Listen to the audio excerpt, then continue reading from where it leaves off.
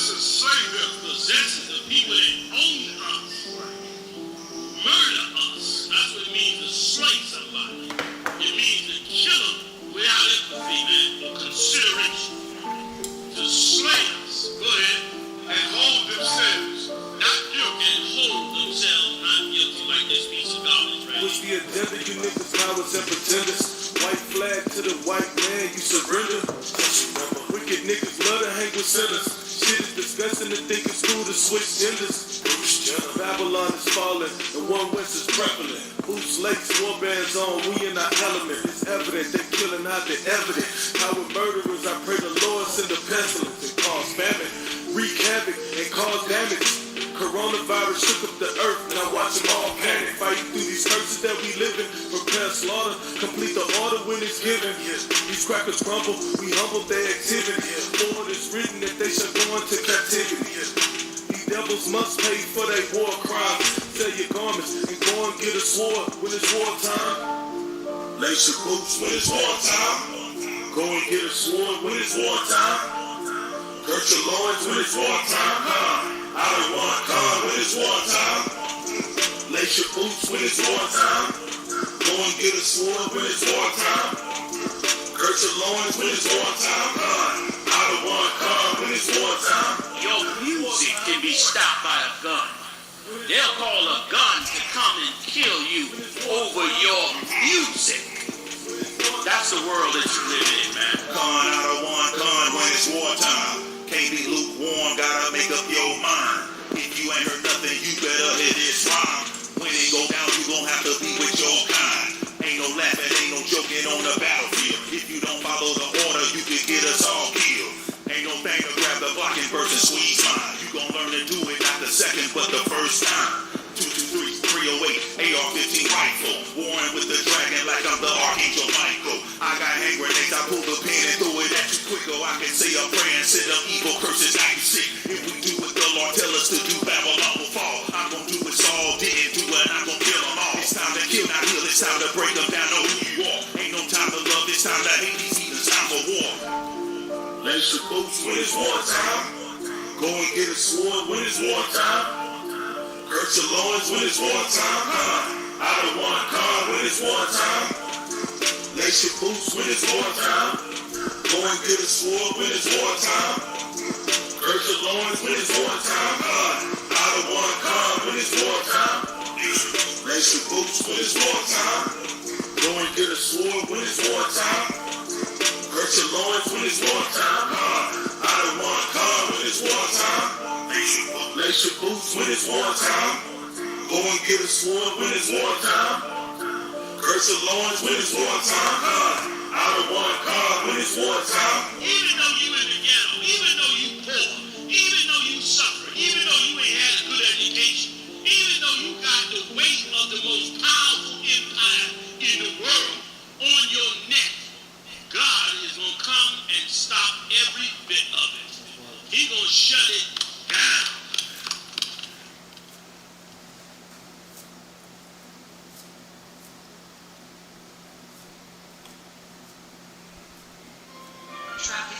Dear Lord, I hope you hear my prayers. Because we really, really need you down here.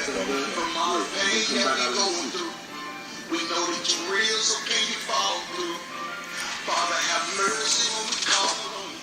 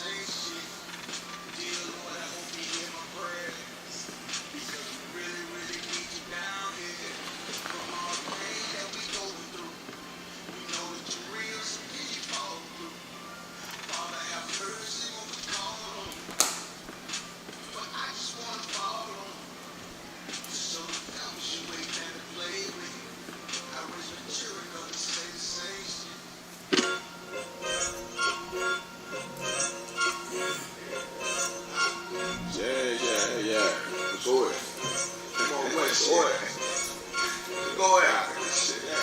Go ahead. Look, I keep it low to the team. UBK play for keeps. Ain't shit sweet. Got soldiers on deck, and my youngin' did a sweet. This a whole nother way. Tell him get the fuck off the beach. I'm in the field with the cleats. He ain't one of us, he a breach. Nigga, come through all black gully jack, man. All them niggas go retreat. Come through all black gully jack, man. All them niggas go retreat.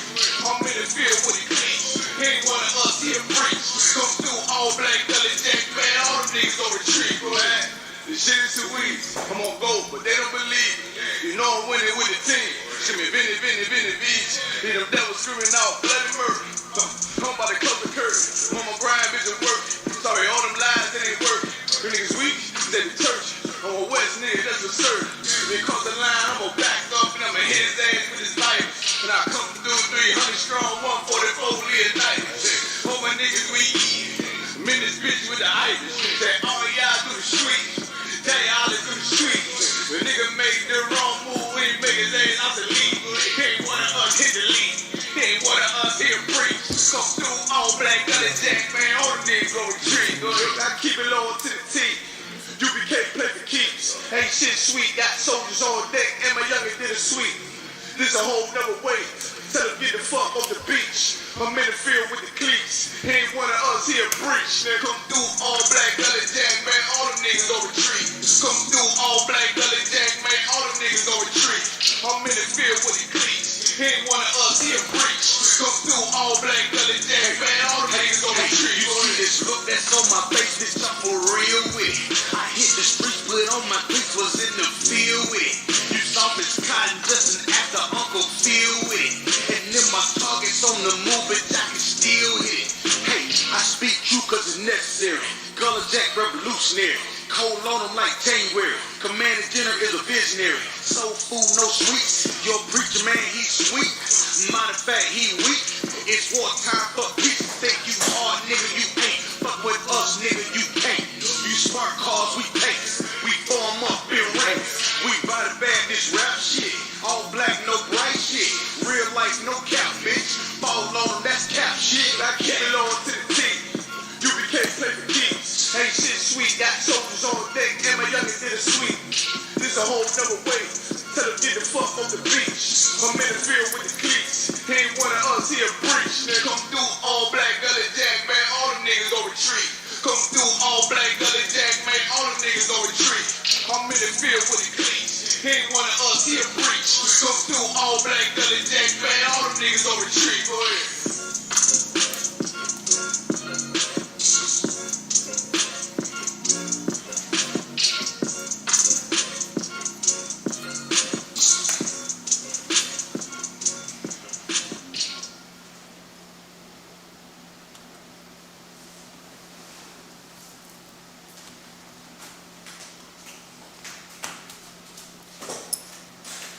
Clap it up.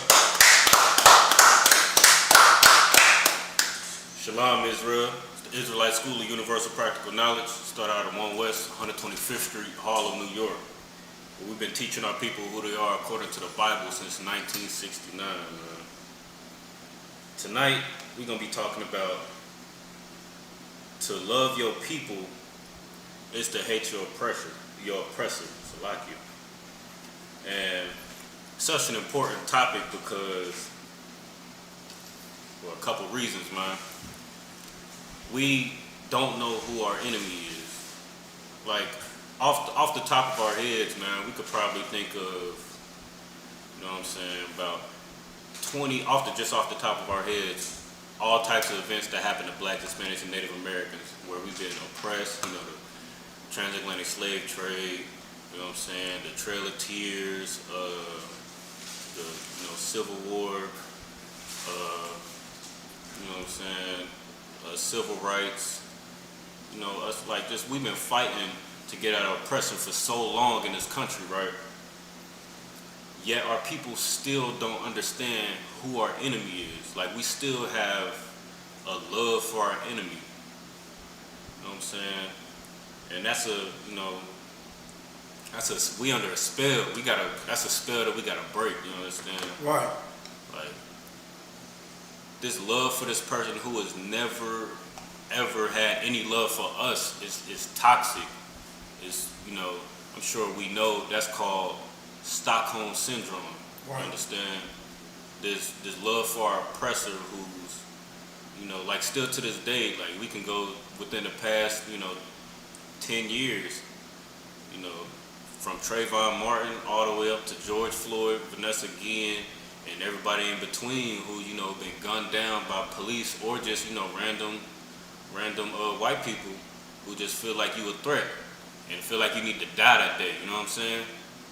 So we need to understand who our enemy is, and then we need to love each other. You know what I'm saying? This is a war. Right. So with this being a war, with us being in warfare, we got to understand who our enemy is, and then we have to prefer each other. You know what I'm saying? Like, with all the things that Black, Hispanics, and Native Americans have done, or have gone through with our oppressor, and what our oppressor have done to Blacks, Hispanics, and Native Americans, we should know off top.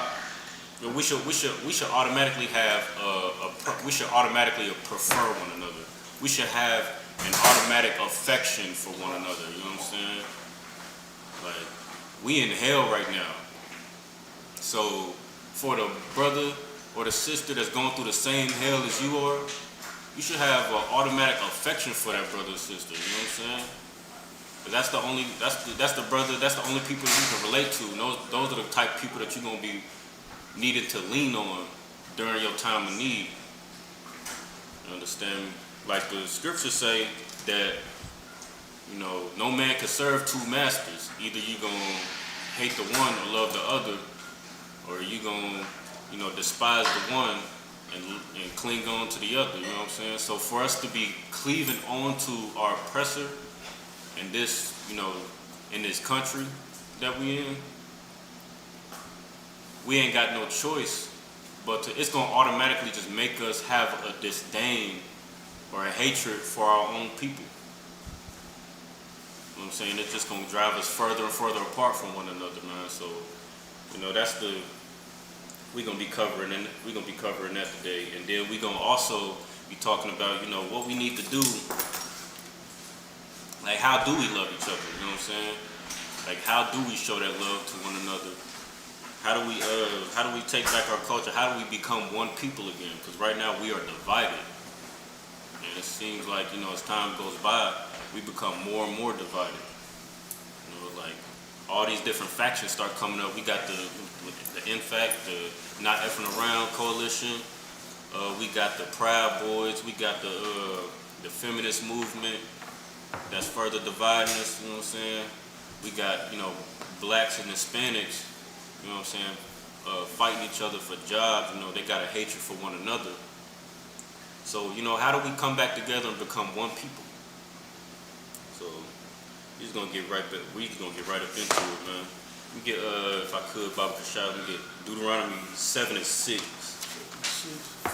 and like, we gonna talk about the difference between Blacks, like us, the Lord's chosen people, Blacks, Hispanics, and Native Americans, and our oppressor. And that's, you got that, priest? Sure. This is the book of Deuteronomy, chapter 7, verse 6. For thou art an holy people unto the Lord thy God. That's a lot. So he's saying that we are a holy people unto the Lord our God. So holy, that word holy means separate. Right. So we are not the same. We are set apart. We're separate from these other nations, Blacks, Hispanics, and Native Americans, from these other nations that are around us. So that means the African, the white man, the Asian man, Japanese, Chinese, East Indian man. Right. Am I leaving anybody out? All these different nations that are around us that we, you know, love and, you know, take on their culture. We are to be set apart from these other nations. Right. Read on, Brother Shad. The Lord thy God have chosen thee to be a special people unto himself. So the Lord has chosen you, Blacks, Hispanics, and Native Americans, to be a separate people. Right. To the Lord. The Lord chose you. Go ahead, read on. Above all people that are upon the face of the earth. Above. Hold on, Slacker, read that again. Above all people that are upon the face of the earth. Not just above some people, you know what I'm saying? Above all people. Above all people. And what's real like, what's the word? What's real like mind-boggling about this scripture, right, is that we know that we are superior in a lot of ways. Right. You know what I'm saying? Like if you look at the Olympics, like this is a perfect time. If you look at the Olympics, all the brothers and sisters up in there getting first, second, third place, you know, gold, silver, and bronze. Those are blacks, Hispanics, and Native Americans. You know, the fastest man in the world is, you know, Usain Bolt, who is a Jamaican, who is a so-called Benjamite. Right. We got that sister, Sha'Carri, what's her name? Sha'Carri Carr? Sha'Carri Richardson. Sha'Carri Richardson. Okay, yeah. You got that sister, you know what I'm saying? And, she had to drop out. She made a couple mistakes, but Right. she was out there killing it, representing our people. You know what I'm saying? Like the best workers, you know what I'm saying? Like if you look at any kitchen, any landscaping, construction, you can name pretty much any field in the military, you know what I'm saying? We the hardest workers, we the hardest fighters, you know what I'm saying? Like you gonna see our people in there, prominently. You know what I'm saying? We're gonna be taking over those fields because sports, if you look at sports, basketball, football, the best, the strongest, the tallest, the fastest, blacks, Hispanics, and Native Americans. There's no doubt about that.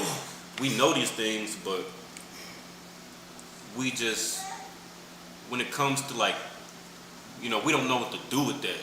Right. Because it says again that the Most High chose you, blacks, Hispanics, and Native Americans, to be a special people to himself above all people. Right. So, what does that mean for us? That should be the the next question in our heads, right? What's the next step for us? Baba Kashai, if I could, let me get Exodus 15:3. Like, he chose us to be a special people above all people. But there's a certain type of mannerism, a certain type of laws that we have to follow to be above all people on the face of the earth. Right. You got that, priest? Come on, sir. This is the book of Exodus, chapter 15, verse 3.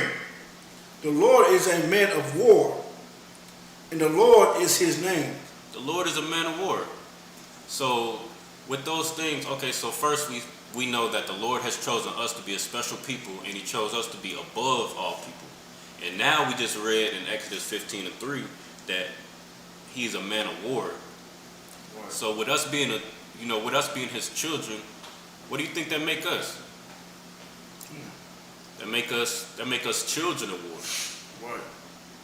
We are soldiers. We are to be soldiers. Right. To the Most High. You know what I'm saying? So we got to carry that warlike spirit. So that means, if the Lord is a man of war, and we're children of the Most High, so we're soldiers, what does that tell you about the condition that we're in? Anybody in the class want to give it a shot?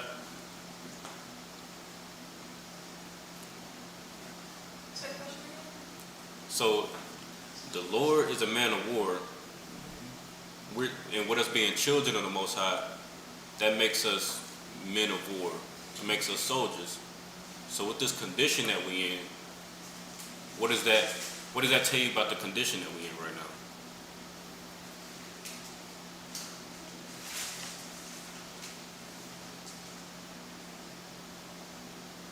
Everybody in the chat got it?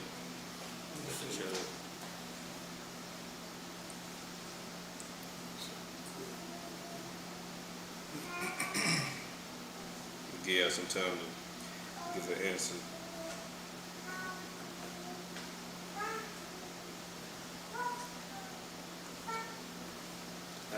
Hey, can you go ahead and say it again, please? Restate it. Okay, so Lord is a man of war. Right. We are his children, so that makes us children. Right. We are men of war as well. Right. So what does that tell you about the condition that we're in right now? We in war. Damn right, give him a hand. What the priest said is absolutely correct. We at war right now. But the problem with that is we don't know. We are the only people that don't know that we are at war. Baba Kashal, we get Psalms 83 and 3. Like that's the problem with our people. We don't know that we at war. Right. So through all the warfare that we've been through on this earth, slavery, captivity, you know, the war, the psychological tactics they use to enslave us, the buck breaking, them dashing our children against the stones, cutting our babies out of our wives' womb and stomping the baby and separating us, throwing us into the ocean as alligator bait. Right. Through all of those things, them stealing our identity, you know what I'm saying? Through all of those things, we can't fathom that we are at war right now. Right. So, go ahead and bring that up, Brother. Right, no sweat. This is the book of Psalms, chapter 83, verse 3. They have taken crafty counsel against thy people. They have taken crafty counsel against our people. So who are they talking about? They, all these other nations, the African who sold us into slavery, the Arabs who I believe built the boats, the Amalekites, who is the fake Jewish man today, who has stolen our identity and funded the transatlantic slave trade, insured it. The Spaniards and the so-called white man who stole us from where we inhabited at the time and bought us into slavery. You know what I'm saying? Who has us in captivity right now today. They have taken crafty counsel against our people. Go ahead. And consulted against thy hidden ones. Read on. Verse 4. They have said, come and let us cut them off from being a nation. They have said, come and let us cut them off from being a nation. So it's no wonder that we don't know that we're a nation, that we're one nation. Because they said what?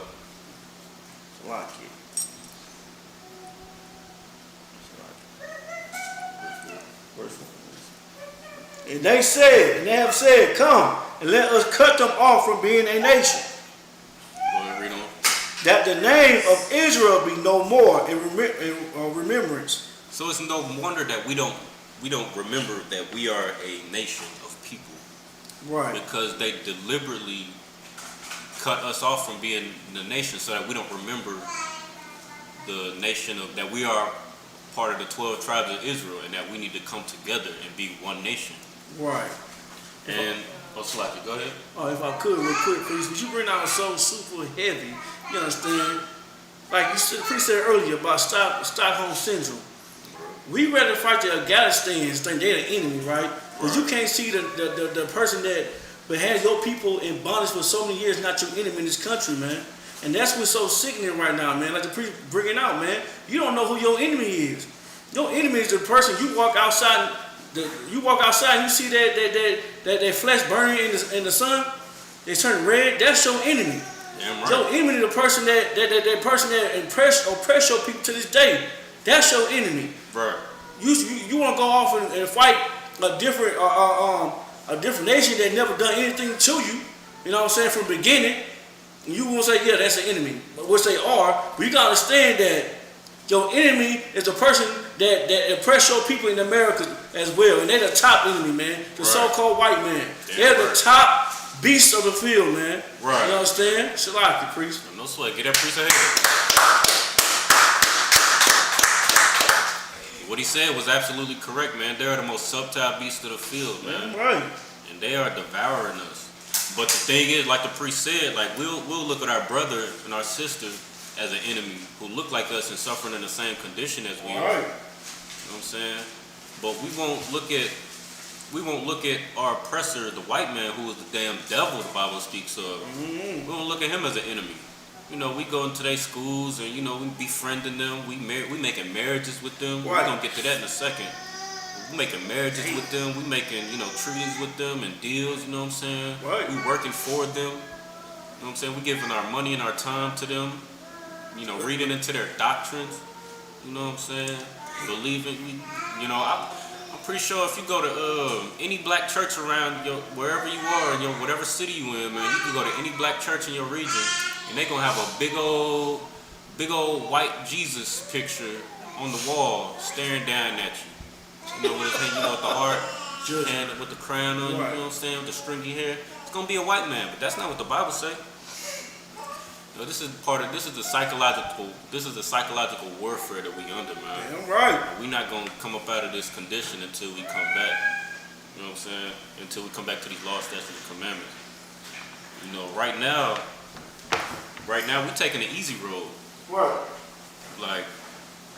Like we said, like we're gonna fight our brother and sister in the hood who ain't got 2 nickels to rub together just like us. They poor just like us. They oppressed just like us. They behind on their rent just like us. They liable to get cut off just like us. You know what I'm saying? They gotta do strange things to try to make a way for their family just like us. You know what I'm saying? Selling drugs, they running the streets. They out here, our sisters selling their bodies, and you know what I'm saying? Got a slave just like we do. But we looking at them like an enemy. So we taking the low road, we taking the easy route, and making an enemy out of our brothers and sisters. And for lack of a better term, there ain't no other way to say it. That's an act of surrender. You are surrendering to your enemy. Because your enemy has had you in captivity for so long, and we know that we are in captivity. We talk about it amongst ourselves all the time, like, hey, I gotta go to this slave, you know what I'm saying? We just trying to make it out here. Like, we know life hard for us. We just trying to, put food on the table, you know what I'm saying? Make it to the next day. We know the condition we're in. But for us to be making enemies of each other and then turning around and loving our oppressor, that's an act of surrender. Right. For another nation of people to come into your neighborhoods and gentrify your neighborhoods, and for them to kill your people and send you into war and put drugs into your neighborhoods and then start a war on drugs, put all types of artillery in your neighborhoods, how y'all killing each other, for them to be like controlling the narrative of y'all music, like or of our music like this. These are acts of war. These are clear acts of war. But we just can't seem to come together and love each other. Bob, if I could I get Ecclesiastes 12 and 10. We run into our enemy. You know what I'm saying? Like we know things is hard. So, our brothers is over here, selling our oppressive drugs. We know about the war on drugs in the 80s.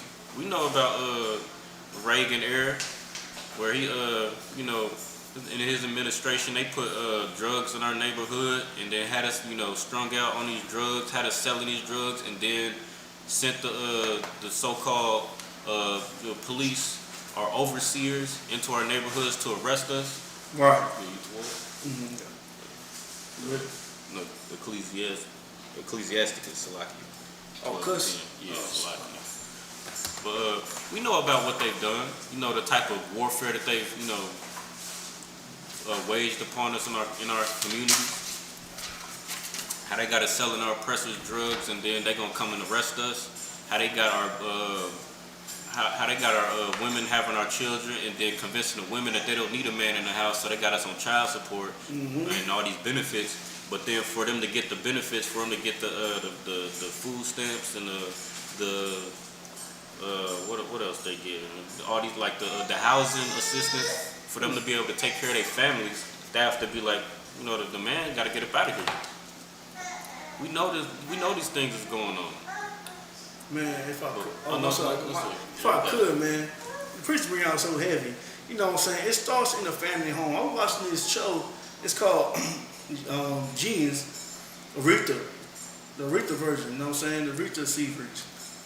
Everybody know who Aretha Franklin was. You know what I'm saying? She was a big time singer during the 60s. You know what I'm saying?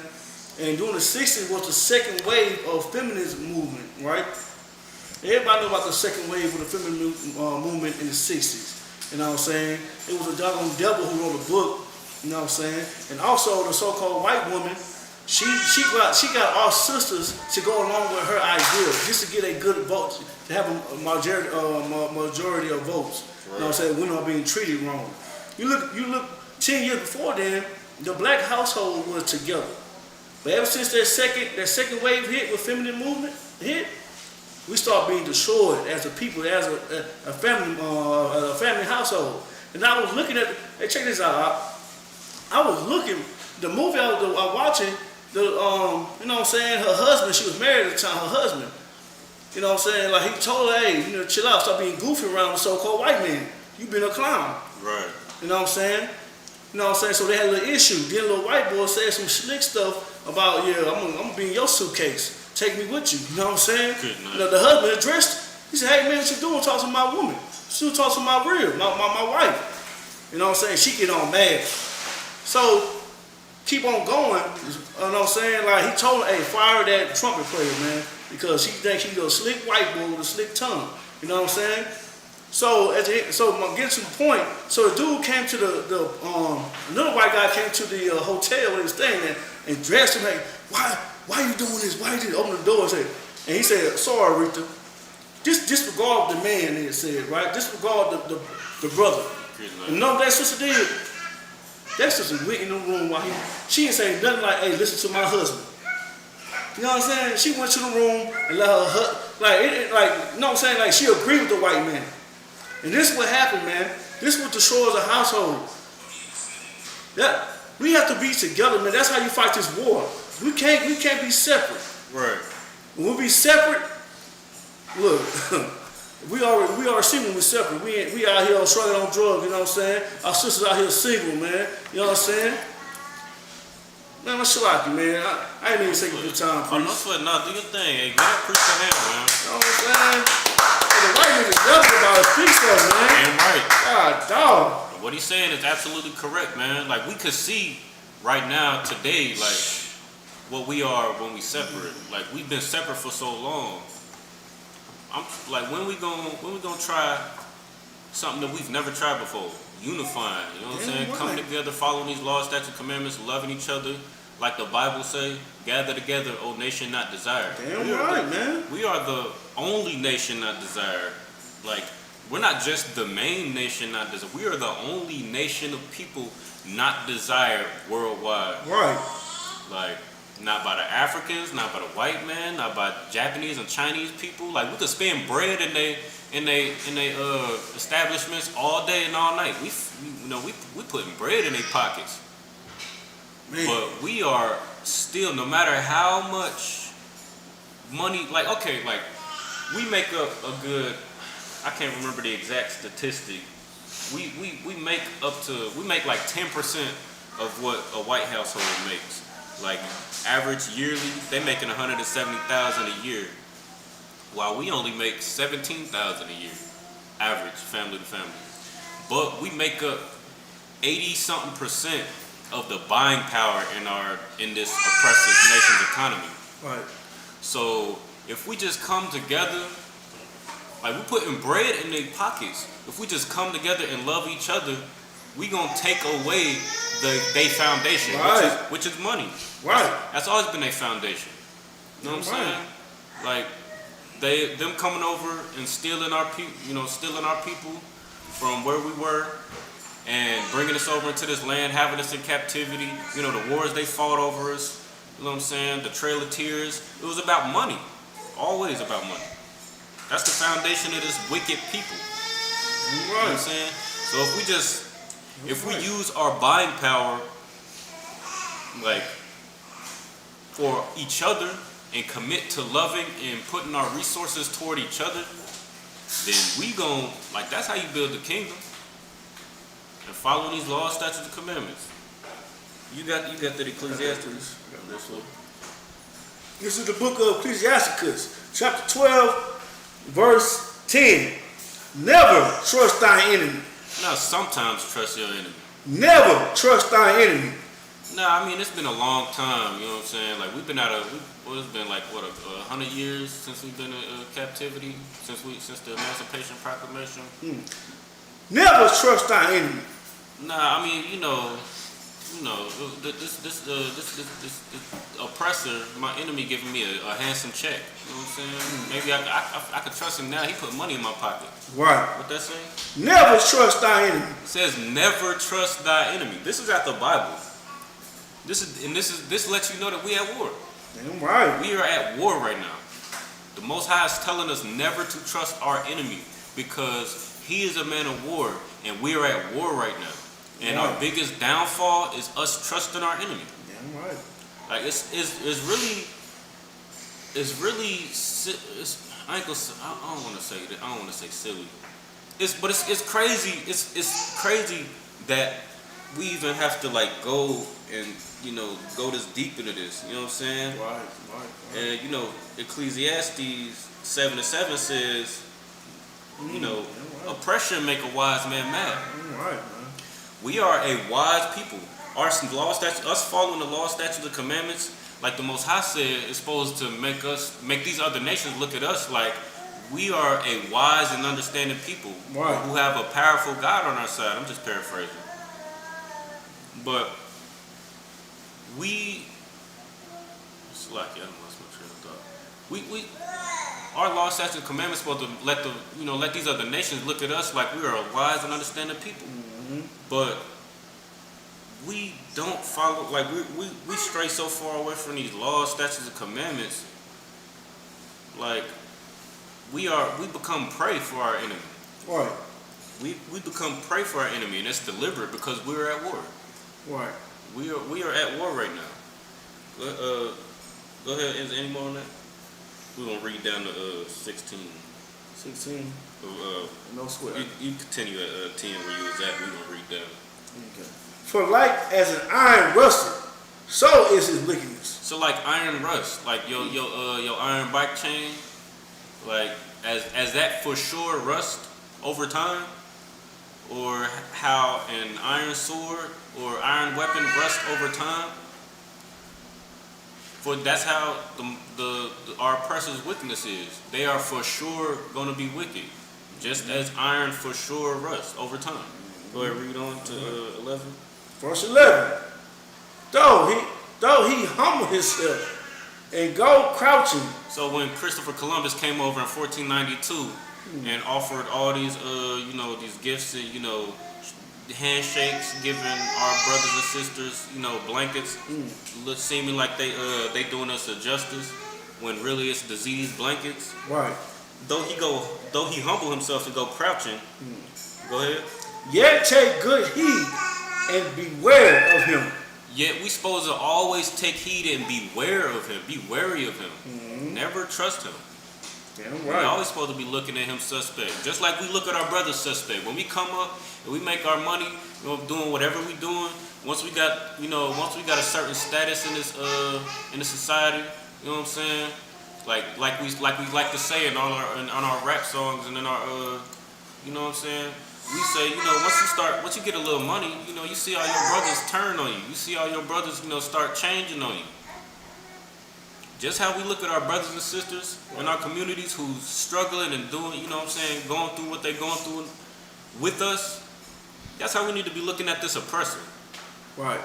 Like, the things that he's done, to us, and like that's how we need to be looking at our oppressor. Like, look, this cat cannot be trusted, man. He a snake, he a rat, he a dog. Like, he cannot be trusted.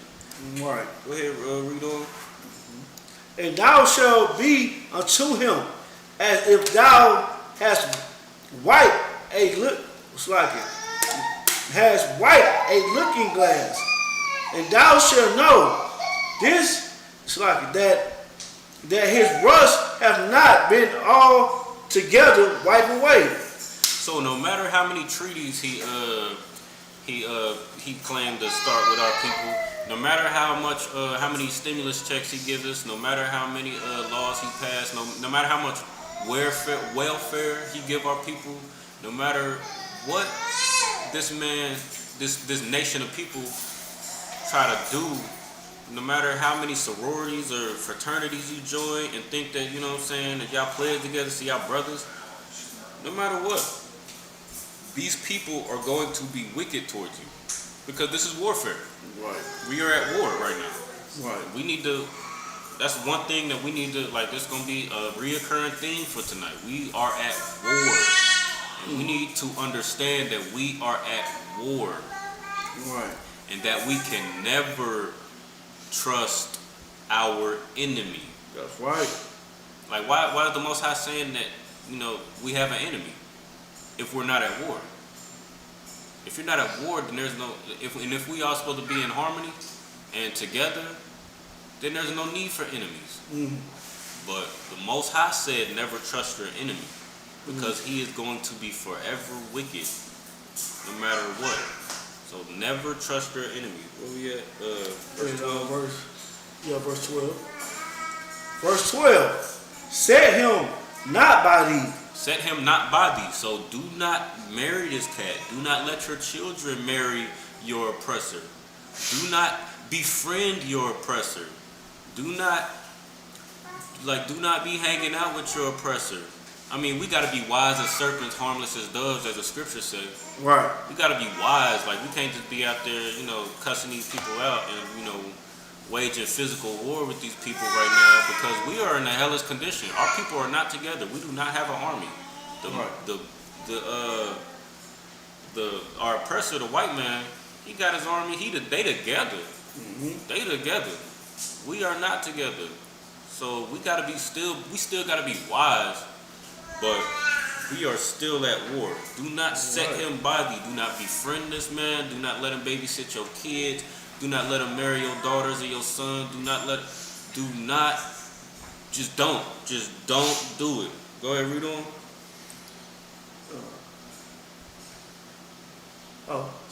Lest when he have overthrown thee, he stand up in thy face. So that word lest means in fear of, or it's referring to, like, if you don't heed the warning, there's going to be a result. Right. So if you let him stand by thee, and if you let him befriend you, if you marry that woman, that white woman, that African woman, if you marry that heathen woman or that heathen man and befriend that heathen woman, heathen man, and let him close to you, when he's overthrown you, like the Spaniards and the conquistadors came over and overthrew our compassionate and nurturing Native American brothers, right, he will stand up in your place. He's gonna stand up in your place. Now they calling themselves now every white man, woman, and child, they got a little bit of Native American in them, because they overthrew you and now they standing in your place. The $5 Indian, they selling your birthright, they selling your heritage. They gonna kill you off first. They gonna murder 99 million Native Americans to get your land. They gonna steal your land, send you westward in the Trail of Tears, and then they gonna sell your heritage for $5 measly. They're gonna send people into your communities and murder you, and then steal your, scalp you, and then turn your scalp into the bank for chump change. Right. For gas money. $25, $50. Like, I just put $50 in my tank. Like, it's so easy. Like, it's gas money. That's candy money. Right. Like, come on now. Like, but that's what your enemy is gonna do if you let him get close to you, man. Right. Where we at? Go ahead, keep going. Neither let him sit. Neither let him sit at thy right hand. So some of us call our best friends, like we said, you know, our best friends, our wives, our husbands, you know, our sisters' husbands. They call it, you know, they got our oppressor at their right hand. Go ahead. Lest he seek to take thy seat. Or he gonna seek to take your seat. Like, so he's saying, like, if you don't want your oppressor to take your seat and take your heritage and take your seat at the top as a ruler like you're supposed to be, then don't set him at your right hand. Do not love these people. Because they have no love for you. All they got is deception. All they got is deceit and you know what I'm saying? All they want to do is be where you at. Right. Like still to this day, like right now, think about this, right? Right now we oppressed, right? We ain't got a dollar to our name. We ain't got no money in our pocket. You know what I'm saying? We living in the ghettos, but we come out of the ghettos of, you know, we come out our ghettos and then make our conditions better for ourselves. You know what I'm saying? We go get these degrees. We go and, you know, invest in, you know, all these things in this kingdom to build ourselves up. They still want to be us. Right. Like they would not be able to survive in the conditions that we were put in. Right. And that should just let you know that we are a special people and that we deserve rulership. If I could preach real quick. Go ahead. No, you got it. You know what I'm saying? The preach bring out something very heavy. You understand?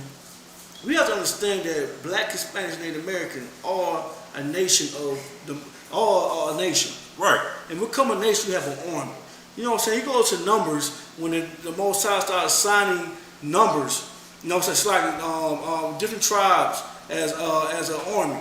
You know what I'm saying? We understand that we are military people at heart, man. We are warriors at heart. That's why we go get each other. Why we the best fighters. Right. You know what I'm saying? That's why we the most athletics. Right. Because we are warriors at heart, man. And we have to realize that. We have to realize that don't use your strength and your ability against your brother.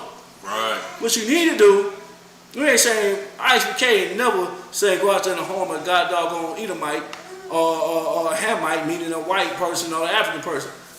What we saying is that don't go out there and try to fight your brother, try to kill your brother. Right. Know who your enemy is, what the priest been saying the whole time. We're at war, man. We're at a spiritual war, man. A mental war that we have to get out of. So basically what I'm trying to say, man, look. Know who your enemy is, man. Because if we keep on fighting each other, we keep on killing each other, we won't have no army. And the enemy will prevail, man. Right. They will conquer again and again and again. Blacks, Hispanic, and Americans, man. I'm talking brothers in Compton. I'm talking about brothers in Houston, man. Right. I'm talking about brothers out there in Cincinnati, man. I'm talking about brothers out there in Oakland, man. Y'all come together, man. Black, Hispanic, Native Americans. I'm talking y'all brothers in prison, man. You Black, Hispanic, Native Americans.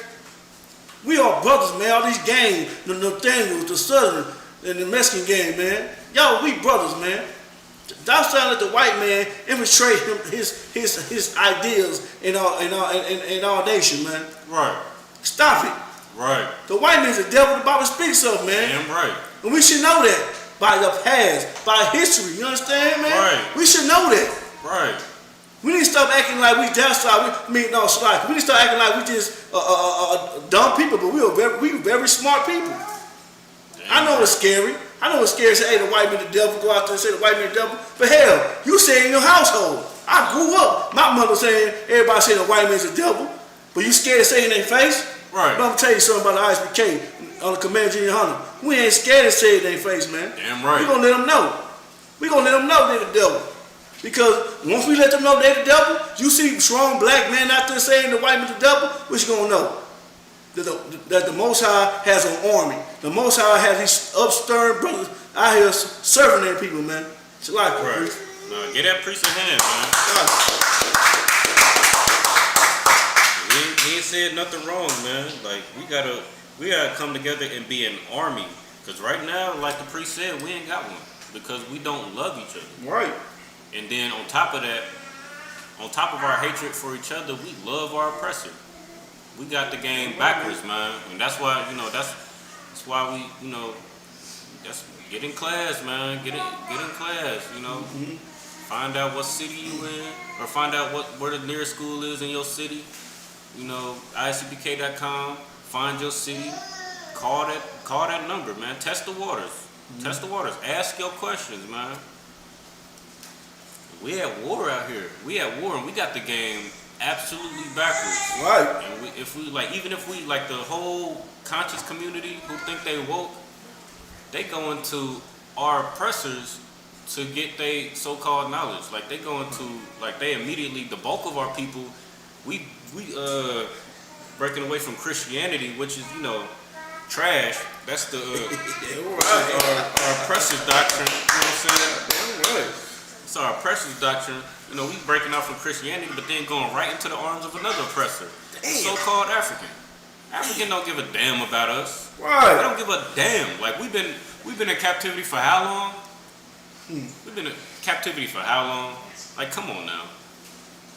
Ain't nobody came over on a boat, a yacht, a canoe.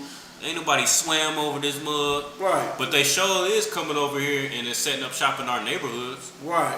And selling us, selling us relos and drugs and what I'm saying, like they love African food and they set up shop and making money off of our ignorance. Right. Oh, right. Like these people have nothing to do with us. They had us in captivity in Egypt, and then they sold us in captivity to our oppressor today. And then they come over and don't give a damn about it. So we not Africans either. Like don't what I'm saying? Like let's talk about that. That's something we need to talk about. But no sweat. Go ahead, read on. I think we at 13, verse 13. Verse 13. Who will pity a charmer that is bidding with a serpent? Who will pity you? Like the devil, our oppressor, who is the devil the Bible speaks of, is comparable to a serpent. Right. Like he is low down, like who you would call in the hood a snake. Like he's a low down, dirty bastard who don't give a damn about nothing but rape, robbing, and murdering your people. That's and taking advantage of your people. Like he is a snake and is not to be trusted. So therefore, for you to go and trust this snake, who is going to pity you when you get bit by this snake? Who is going to pity you when now your babies is in cages because you trusted this snake? Right. Who is going to pity you when you trusted this snake and now all of a sudden they trying to gentrify your community? Right. Like you thought this brother was your friend, you know what I'm saying? Or not this brother, good night. You thought this white man, this African man was your friend and they was all, good to you and they had your best interest in mind for you. Who's going to pity you when that snake, who is obviously a snake, bites your simple self? Right. Who poison you and who make your condition worse? Nobody is going to pity you, which is why all these other nations don't respect us as a people. The African do not respect us as a people because we love our oppressor. The Japanese and Chinese, man, you could Google this. You can Google it. Japanese and Chinese people do not respect us, and they will tell you why they don't respect you. Why they don't respect us? Because we love our oppressor. We love our oppressor. For us to love our oppressor, the people who put us in a condition, we have to love our oppressor. And that is something that nobody can respect. It's like being a simp.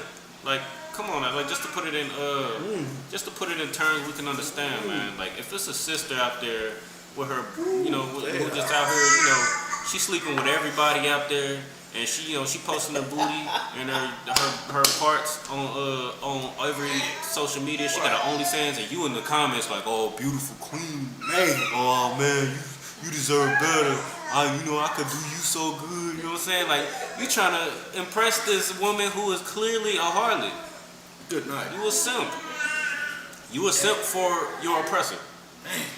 This oppressor has lynched you, robbed you, raped you, murdered you, stole your land, pushed you to another location just to steal that land, pushed you to another location just to steal that land, has shown, like the scriptures say, he shows no favor to the old or the young. He don't give a damn about you being old or young. The babies is in cages. Right. The old women is in cages. The old women gotta starve. The babies gotta starve. The women gotta starve. The men gotta starve. They don't give a damn about you being old or young. You are a simp for your oppressor. You are a simp. Just so y'all can understand. Like I ain't talking to no specific person. I just want y'all to understand the gravity of what we're doing as a people. We still on 13. Okay. Are any such as come night wild beasts? Right. So if you look, good night. So Animal Planet, right? You got all these, Edomites, these white people out there playing with lions and tigers and bears. Oh my. You know what I'm saying? Alligators getting ate up, getting their arms twisted off, and you know what I'm saying, by alligators and tigers getting gnawed up in the circus, you know what I'm saying, because they want to stick their head in the mouth of a lion, right? Y'all see that on TV? Black people, black Hispanic. I'm talking to black Hispanics and Native Americans. Y'all see that on TV? What y'all gonna do? Y'all gonna laugh at that? It's gonna be funny to y'all, cause then what y'all gonna say? Man, shit, I don't know what you doing out there putting your head in the mouth of a lion. Oh, goofy. Right, oh goofy. Like, that's goofy. Like, you ain't gonna have no pity. What that last part say? Or any such as come night wild beasts? So is anybody that come nigh unto wild beasts, you know this is a wild beast. You know our oppressor is a wild beast, but you want to befriend this person. You want to make marriages with these people. You want to befriend them. You want to have drinks with them, and then now you want pity because these people then use you or abuse you. You just a pet. Like, nobody is gonna pity you because you are playing with the devil. You are befriending the devil. Right. Let me see, for time's sake. Let's just drop down to verse 16. 16, no sweat. Verse 16. An enemy speaketh sweetly with his lips. Right. But in his heart he imagineth how to throw thee into a pit. So, going back to the Native Americans, that's exactly what Christopher Columbus came over with. Like, our people, the Native Americans, they met them at the shores with gifts and money and jewelry. You know what I'm saying? Right. Trying to make peace with these people. We are a peaceable people. And you know what Christopher Columbus went back and told his people? Or, you know what the Spaniards went back and told their people? Mm-hmm. Like, these are a peaceable people. They will make great slaves. Mm-hmm. That's what they're doing with our kindness, because we are coming nigh unto wild beasts and being very surprised when we get bit. Damn right. It just don't make no sense. It don't make no sense. You know what I'm saying? No, if I could, the priest Brian, man, you on fire tonight, man. You know what I'm saying? You bring out so super heavy, man, because you can't trust these goddamn devils, man. You can't trust the devil. I mean, the devil means for edification, man. The devil means simply to be a deceiver, man. Right. The white man been deceiving cultures of its life, deceiving people since the day they was here, man. Right. They've been deceiving everybody. And the preacher bringing out so heavy, man, because they are sweet with their lips, man. They'll talk you down, make sure they humble themselves. Like, yeah, I'm just here trying to make you good. I'm trying to make your life good, buddy. Right. That's all I'm here for. Buddy, pal. That's all I'm here for. But in the day, they're not there for you. They there to poison your life, man. Right. They venom is so sweet at first, but at the end of the day, your leg gonna be cut off, man. Right. You know what I'm saying? You ain't gonna feel no pain when they talk to you, man. But in the day, you gonna feel it, man. You can't trust these devils, man. That handshake killed thousands of Indians, man. Right. That handshake got them on reservations right now, man. You understand that handshake when they try to shake your hand, when you tell them the truth, that's why not okay. We don't shake hands, man. Right. No damn heathen. It's like it don't heathen, man. Right. We pound fist if we want to do that, but brother want to, man. We don't want to shake your hand because what your handshake lead to? Death. Salaki, I'm gonna just look at you. For Edomite put their hand out toward that's me, right. Just be like, I'm gonna look at you. I'm gonna look at you and convict your spirit, because you know what your people do. Salaki. No, man, no sweat, man. I'm saying, like, bro, like, this is so heavy right now, you saying, man, because our people need to know this, man. Our people seem to have forgot who the enemy was. Right. They seem to have forgot it. You know why? Because all black leaders let our people forgot who the enemy was, man. Right. All black leaders to separate the black household, man. You know what I'm saying? Right. All black leaders did this, man. Martin Luther King, man. He's the main person that did it. You know what I'm saying? Saying that let white boys and white girls, whatever you want to call it, hold hands. That's a doggone sickness, man. That's a sickness that destroyed the household of the black community, man.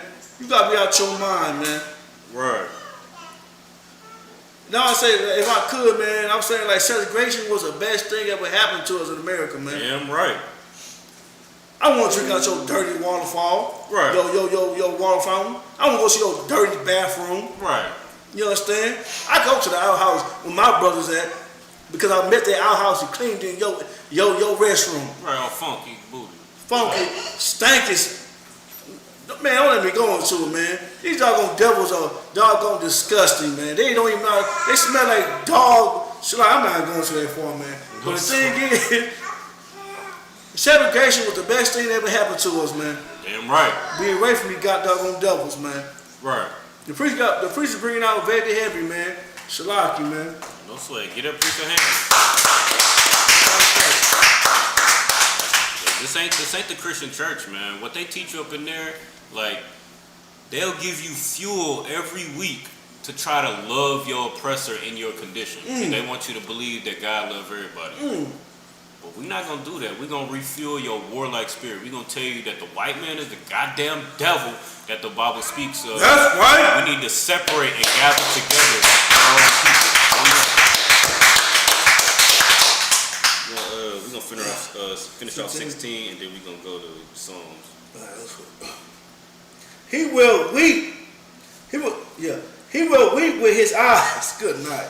But if he find opportunity, he will not be satisfied with blood. So as we convicting these oppressors, right? They gonna cry. They gonna want to be like, you know what I'm saying? They gonna throw their fist up like, yeah, black power. You know what I'm saying? They gonna march with you in the streets in their Black Lives Matter movement. They gonna cry and weep for your cause, but they will not be satisfied with blood, man. Like they could kill you in the street. Like the police have been killing, not even just police, like just standard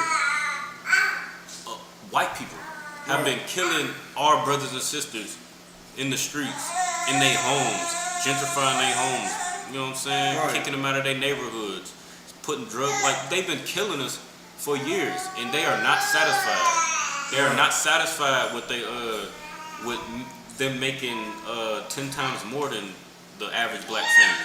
They are not satisfied with living in the best neighborhoods. They are not satisfied with having the best jobs, driving the best cars, and having the most money. They are not satisfied. Right. Even while you're dying in the streets and our people are weeping and mourning, they are not satisfied. Right. Man. So what we gonna do about it? What we gonna do? We gonna keep on loving this oppressor? If I could real quick, priest. Oh, you If got I could real quick, this is so heavy, man. They are not satisfied by blood, man. You understand? These are why I say they are super predators, man. Right. A predator is an opportunist. Right. You know what I'm saying? They gonna do whatever they need to get what they need. But the thing with these devils, they're not satisfied with the blood. They want to devour you. Damn right. They want to satisfied with Jim Crowley. They want to hang every brother they see.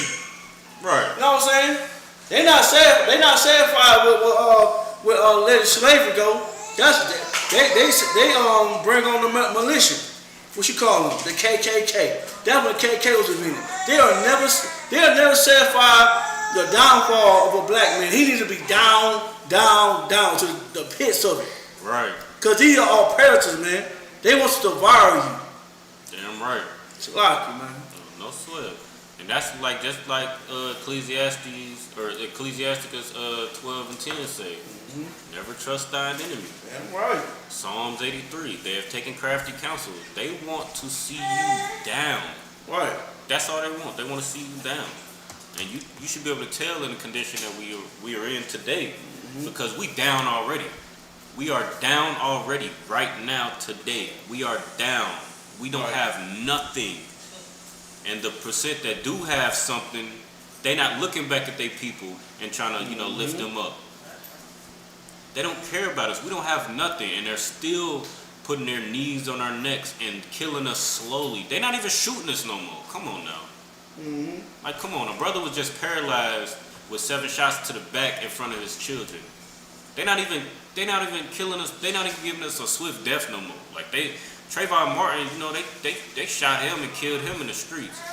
Now they making us suffer for 10 minutes, for 8 minutes. That's a long time to be suffering and begging and pleading for your life. Right. Like, I don't know, like, you know, I mean, 8 minutes seem like a quick amount of time, but like, if you just, like, that's like 8 minutes of watching paint dry. 8 minutes of watching, you know what I'm saying? Like, I don't know, that's a long time to be just suffering till you die. almost 9 minutes. They are giving us slow deaths, you know what I'm saying? Which lets you know what type of beast we're dealing with right now. Right. So, like, let me get Psalms 55 and 21. Man, we are dealing with a beast, the most subtle beast of the field. And as long as we are unable to separate our hearts and our hearts, which is our mind, from this beast, and still trying to get this beast to love us rather than ruling over this beast, we're gonna constantly fall in the same pitfall. Right. You got that? Done. This way. This is the book of Psalms, chapter 55, verse 21. The words of his mouth were smoother than butter. So when they come over with their treaties and, you know what I'm saying, like, come over, say they come in peace and everything look good with their garments, you know what I'm saying, they come over and try to make peace with us. What did I say? The words of his mouth were smoother than butter, but war was in his heart. But war was in his heart. From the moment before, look, that was when in 1492 when Christopher Columbus came over. Before he even left his country, right? He had intentions of enslaving the people.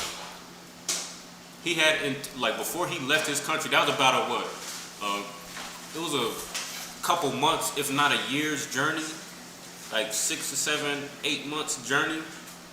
Oh no, I'm just speculating. But it was a couple months journey from where he was to where he ended up on the shores of North America, where the Taino Indians and the Arawak and the Native Americans who were already here speaking Hebrew and celebrating and then partaking in their culture here. That was a couple months journey. And they came over for that whole entire journey. All they had on their mind was what they were going to do to this people, how they were going to deceive this people. Once they deceived those people, how they were going to get them back to this strange land, and what was going to happen to this. They already accounted for the loss, because like I said in the beginning, the so-called Jewish man, he insured the journey. They got insurance. They got insurance before they, like how you get insurance on your car, like when you buy a new car, you get insurance before you even get behind the wheel, Lord willing. So when you get into an accident, you already know the type of, you gonna get, you know, some type of benefit from having that insurance. They got insurance for your brothers and sisters, for your ancestors, for your grandfather and your grandmother, because they already had a preconceived notion of what they was gonna do with you. Right. They came over with intent to enslave you, Salakia. So the words of his mouth were smoother than butter, but war was in his heart the entire time. Go ahead, read on. His word was softer than oil, yet were they drawn sword. Yet were they drawn swords. Like, he talked to you nice, you know what I'm saying? He talked to you like, oh, that's how we harvest corn. Okay, you know what I'm saying? That's what you eat, the buffalo. Okay, no sweat. Hey, that's good. You know what I'm saying? How do we survive in the winter? Okay, this is how you make garments. You take the skin of the buffalo. Okay, no sweat. You make your garments. Okay, you set up these teepees. How do you cultivate the land? How you turn in the soil? Okay, no sweat. Appreciate you, no sweat. As soon as they get everything that they think that is worth getting from you, then they start destroying your people. I mean, I'm not making this up. This is just history. You can Google these things. I mean, who am I? I'm nobody. I encourage you. You know what I'm saying? Like, make a liar out of me. Please make a liar out of me. Go ahead, sister. copy of it if I could.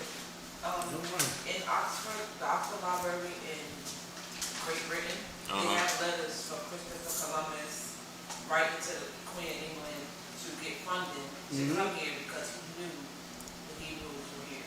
Damn right. Exactly. Damn That's right, exactly man. what we bringing up. Get that sister a hand. She's speaking nothing but the truth, man. Like, that's how we know that, you know, this scripture, Psalm 55 and 21, the words of his mouth were smoother than butter. Right. But war was in his heart the entire time. Whereas, you know, we over in our country, you know, thinking that everything is good. We over here just, you know, growing our corn. We over here, you know, we over here feeding the buffalo so that we can maintain our, you know, warmth in our food source and everything. The entire time, they were planning on destroying us and our food source and taking our identity. That's what their plan was the entire time. Right. I mean, look, please somebody make a liar out of me. Come on now, so I can get off. Good night, so I can get off this camera. Look, somebody. But this is what, like, it's. Come on, it's in the scriptures and it's in our history. You can take this, you can read this scripture, and then go Google all the times where words of their mouth, like they made over 500 treaties with our people, and broke all of them. Like, how many treaties have they kept with our people? So with that being said, why are we still trusting in our oppressor? Why are we still befriending our oppressor? That's the whole theme of this class. Right. I pray you understand. I pray somebody listening to me. You know, I don't know if this mic is on. But look, man, look, I don't know what else I could say, man. Let me get Deuteronomy 7 and 2. Oh, wait, Salaki, before I get that, let me get Romans 9 and 13. I can put it in context. Now look, the way we feel about our oppressor is totally different than how the Most High feels about our oppressor. Because he got real love for us. He got real love for us. He chose us for a reason. He got real love for this nation of people. But we don't have the same love for ourselves that he got. But you know, we're going to get into that too, man. But this is how the Most High feels about this other nation, right? So go ahead and read that, Bible chat. This is the book of Romans, chapter 9, verse 13. As it is written, Jacob have I loved. So Jacob, right, is the progenitor of the blacks, Hispanics, and Native Americans, of the nation of Israel. So he wrestled all night with an angel, right? And he wrestled all night with an angel for a blessing. And once he got that blessing, his name was changed to Israel, right? So we know that Jacob is the progenitor of blacks, Hispanics, and Native Americans, right? Go ahead, read on. But Esau have I hated. So Esau is the progenitor of Edomites, white people. So they were twins born in the womb who were two manner of people separated from womb in Genesis. It was two manner of people separated from the womb. And Jacob was the younger. Esau was the elder. So the elder will serve the younger. Right. So it says, Jacob have I loved. So the progenitor of the blacks, Hispanics, and Native American people, who is us today, brothers that look like me and this brother right here to my right, those are the people that the Most High loves. But Esau, the red man, the red hairy man, the white man, who is the devil the Bible speaks of today, Esau he hated. He hates Esau. Just like we despise Esau today. It's not because of not because of the color of his skin, like they hate us. They hate us because we black. They hate us because we talented. They hate us because we strong, fast, intelligent. They hate us. But the Most High despises him, not because of his skin, like Esau hates us. He hates him because of the crimes that he's committed against our people. Go ahead, read 14. Verse 14. What shall we say then? Is there unrighteousness with God? God forbid. So is there unrighteousness with God because he hates a certain people and loves a certain people? God forbid. Because we obviously don't know who to love and who to hate. Because the people who have raped our grandmothers and robbed our grandfathers and murdered our forefathers and foremothers, we love those people. But the people who don't have food, just like we don't have food today, the people who got to sell drugs, just like our people got to sell drugs today to make ends meet, the people who can't, support their families, just like we can't support our families, we hate those people, but we love the people who putting us in that condition. Read on. Verse 15. For he said to Moses, I will have mercy on whom I will have mercy, and I will have compassion on whom I will have compassion. But he will have mercy on whom he will have mercy. He chose to have mercy on us. You better just thank God that he chose to have mercy on us. Right. You know what I'm saying? Especially in this condition we in. Come on now. Like come on. Like you already in a destitute situation. Like the least, you know what I'm saying? The last thing you want to do is question why the Most High, the only true living God in this earth, chose to love you, black man, Hispanic man, Native American man. That's the last thing you want to do. Come on, man. Just you know what I'm saying? Right. Just take your W, man. Just take it. You know what I'm saying? He loved you and he chose you. You know what I'm saying?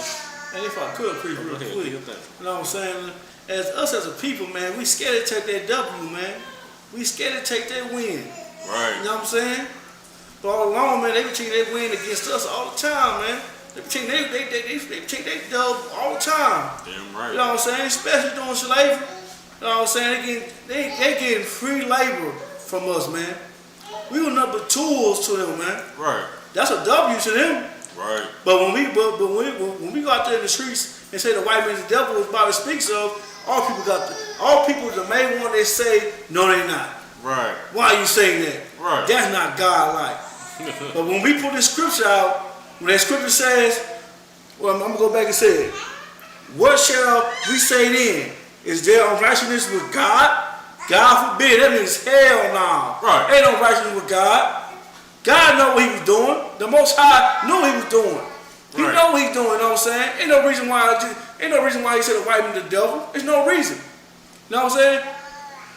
It's a reason why it's a reason why he said the white man the devil. Because what he be doing to people, different nations of people, the whole time he been conquering, man. Right. Look at Afghanistan, you see what's going on over there. Right.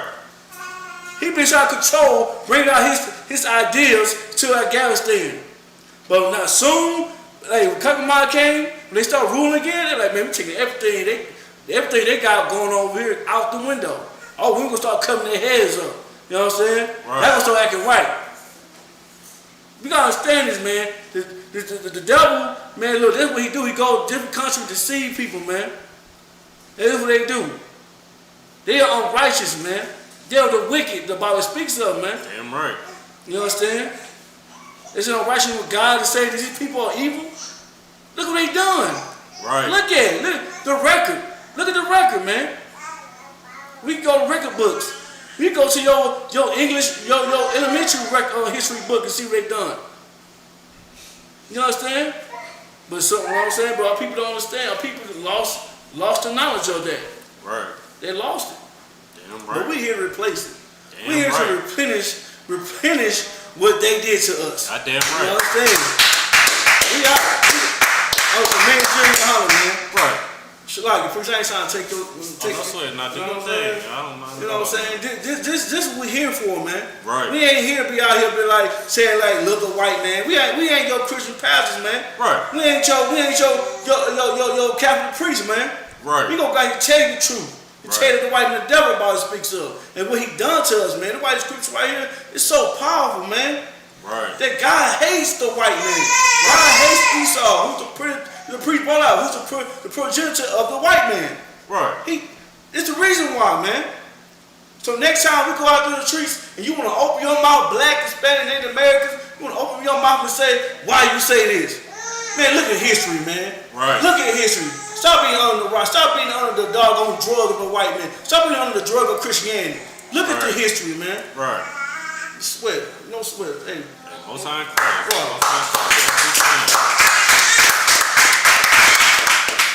What he said was absolutely correct. The Most High, let me get Isaiah 55 and 8. Sweat. Because what he said is absolutely correct, man. Like, There's no unrighteousness with God because He wants to, because He loves us who have been in this destitute situation, in this destitute condition for so long. And then He chooses to hate Esau, who has put us in this destitute situation. Right. Because the thing is, He wants something that we cannot fathom as a people. Right. Can anybody tell me what we cannot, what we have never gotten in this country as a people? Sister said equality. That's right, but that's not quite what I'm looking for. Take your time. Let's check this chat.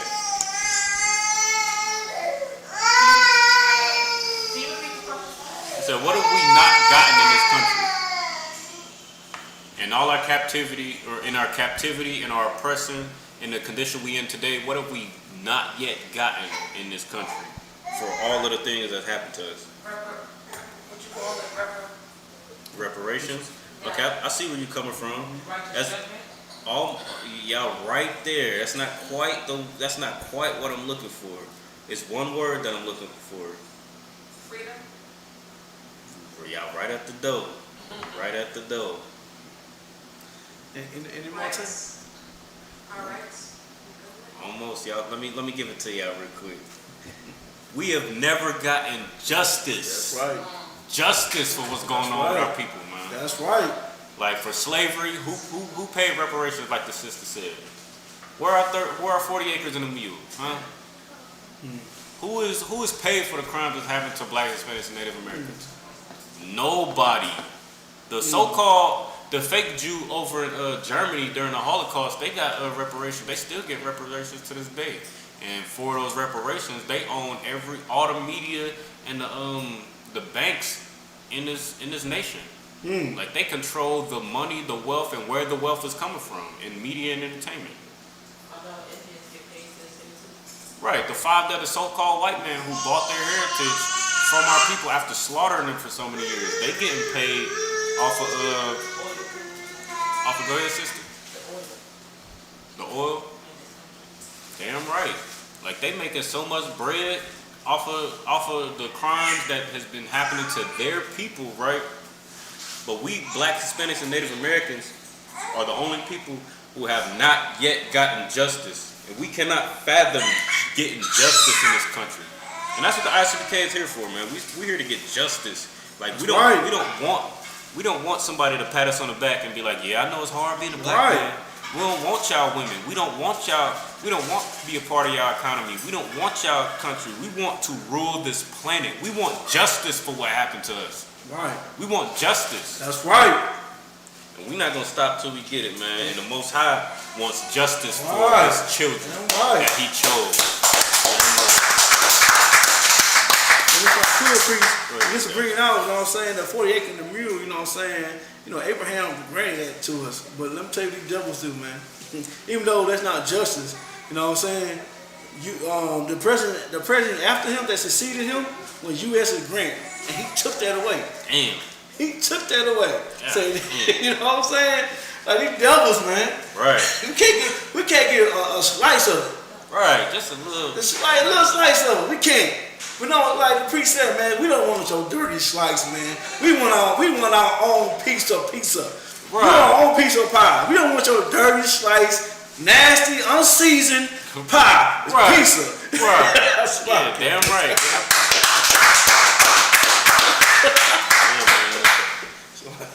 Yeah, man. We come on, okay, 40 acres and a mule, man, that would have been that would have been a crumb in this country, you know what I'm saying? A little slice of bread out of the whole loaf, you know what I'm saying? Right. But it had at least been something. We would have, y'all would have had I ain't gonna lie, it would have been a little tougher, you know what I'm saying, speaking out against the oppression and the crimes of the so-called devil, the white man in this country. If we had gotten that 40 acres and a mule, but we ain't even got that. Right. Come on now, right. The white man, woman, and child is the goddamn devil the Bible speaks of. That's right. You know what I'm saying? Prove me wrong. Please prove me wrong, cause I'm, you know what I'm saying? I'm open to suggestions. The chat is open. You know, put your questions, comments, concerns up in there. Like, but you know, as far as I can see, the things that happen to my people, man, there's no doubt in my mind. You got that Isaiah 55 and 8? Come. This is the book of this is the book of Isaiah, chapter 55, verse 8. For my thoughts are not your thoughts. This is talking about the Most High. The Most High's thoughts are not your thoughts. Right. Just like, think about it. Like, I don't know how many brothers and sisters out here got children. You know, probably most of us. Think about like what you thinking about as an adult, as a parent. You thinking about how you gonna pay these bills, how you gonna keep the lights on, how you gonna pay rent, how you gonna put food on the table, how you gonna go get this money, how you like, you know what I'm saying? How you gonna, you know, defeat this? How you gonna conquer this oppression? How you gonna stop slaving for your oppressor? You know what I'm saying? What your kids thinking about? They think about Mickey Mouse. They think about Cheetos and dinosaur nuggets. They thinking about candy corn and all types of when you gonna change their diaper. They thinking about nap time. Right. Like your thoughts are far above your children's thoughts. Right. So how much more further above your thoughts do you think the Most High thoughts is? Just so y'all can understand. Just so y'all can understand. Take your time on it. We're gonna read. You finished that? 8? No, I got a little. Okay, no, so do your thing. Neither are your ways my ways. Neither are your ways the Most High's ways. Like He wants justice, like we brought out earlier. He wants justice for you and your people. You just want to get high. Right. He wants justice for the Trail of Tears and the transatlantic slave trade and us, like our oppressor drowning our successful towns and self-sustaining towns and turning them into lakes all over the country. He wants justice for what is that joint called? Rosewood. Damn, where's that at? Salaki. Rosewood. The Black Wall Street. He wants justice for the Rosewood massacre. He wants justice. You just want to be a whore so you can get some rides for the night. Dang. You want to get high. You want to get drunk. Dang. Your ways are not the Most High's ways. Right. Go ahead, read verse 9. Verse 9. For as the heavens are higher than the earth, so are my ways higher than your ways, and my thoughts your thoughts. Damn right. So just like, think about how, like, you can't even look up and see the heavens. You standing on earth, you can't even look up and see the heavens. That's how far above your ways and your thoughts are the Most High's. That's right. Now, I'm going to just give you, let's go to Ephesians 6 and 5. Because there's a lot of people out there who think that, you know, who don't believe in the Bible. And I understand, you know what I'm saying? Because it's, you know, the same, they think that it's the same book that was used to enslave and, you know, fool us for so many years. So, like, that's why so many people, Black, Hispanics, and Native Americans, flee from the Bible. They don't want to read it. And then they go right to, you know, these other nations. They go to Muslim, Kemet, Hindu, Buddhism, all this other garbage and nonsense. No sweat. I don't understand. Or I understand. No sweat. I don't blame you. But you know, let me clear this up for you. I just want to bring this out because you know, you're right to an extent. They did use some of these scriptures to enslave us. Because I don't know how many of y'all know, but like when we were coming out of, or when we were enslaved, they taught us Christianity, right? And they elected who we know now as a pastor, Christian pastor, right? They were teaching the congregation of Blacks, Hispanics, and Native Americans who were enslaved at that time. But in the back of that congregation, they had who? An oppressor. They had a white man, an overseer, who was making sure that black man who you trust now in that Christian church, who is deceiving you today, they were making sure that person was teaching you according to what they wanted you to learn to keep you being a slave, right? So, got that Ephesians 6 and 5.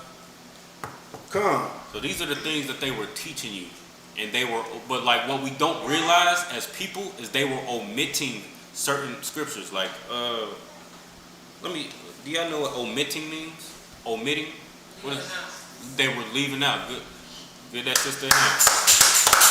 They were leaving out certain things. They were omitting things. Right? So let's read Ephesians 6 and 5. This is the book of Ephesians, chapter 6, verse 5. Servants, be obedient to them that are young, that are your masters according to the flesh. So they were saying, servants, be obedient to them that are your masters. But what did it say after that? With fear and trembling. Slack it. After masters. Slack it. According to the flesh. According to the flesh. So what does that mean? It's talking about according to your flesh, according to your people. So this ain't even, first of all, this ain't even talking about your oppressor. This is talking about the men above you. Right. How we got rank and order in the Isupk. This ain't even talking about your oppressor. Right. But this is a scripture that they used in slavery to indoctrinate you, to make you believe that you need to love your oppressor. You were a servant during slavery, and the overseer who was whipping your back and abusing you and making you be a slave, he was your master, who you perceived as your master. Right. But that's not what this scripture is talking about, because it clearly says according to your flesh, according to the flesh. Right. Okay, that's talking about your brother, you know what I'm saying? Go ahead, read on. A singleness of your heart as unto Christ. With fear and trembling. With fear and trembling, and a singleness of your heart as unto Christ. Now, if you was in a Christian church, this is when the accordion start playing. You know what I'm saying? They say, servants, obey your master. You know, they gonna start hitting that organ. Them drums gonna start hitting. You know what I'm saying? They gonna start pumping you up. You know what I'm saying? Then you know, they gonna start pumping you up. You know what I'm saying? They not gonna even go any further than this. You know what I'm saying? Like, they gonna start acting a damn fool, and you gonna leave there feeling good. Like, I need to love this white man. I need to love this white woman. But look, we gonna let's drop down to verse 9 though. Let's see what verse 9 says. Verse 9. And ye masters, do the same unto them. Hold on. Take that from the top again. And ye masters. Ye masters, right? Do the same unto them. Do the same unto them. Go on, read on. Forbearing, threatening. Forbearing, threatening. We're gonna look up. Salaki, you got your phone on you. You might have looking up what the word forbearing means.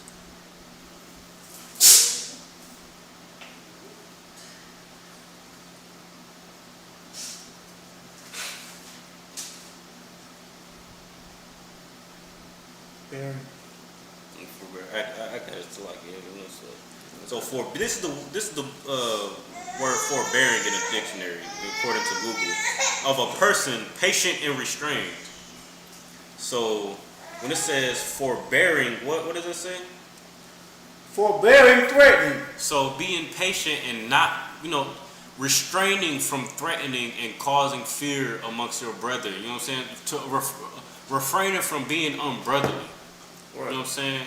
Like, masters need to regard this, you know what I'm saying? Like, as they, lead it, as they lead it. This is how you know you're talking about, you're not talking about your oppressor.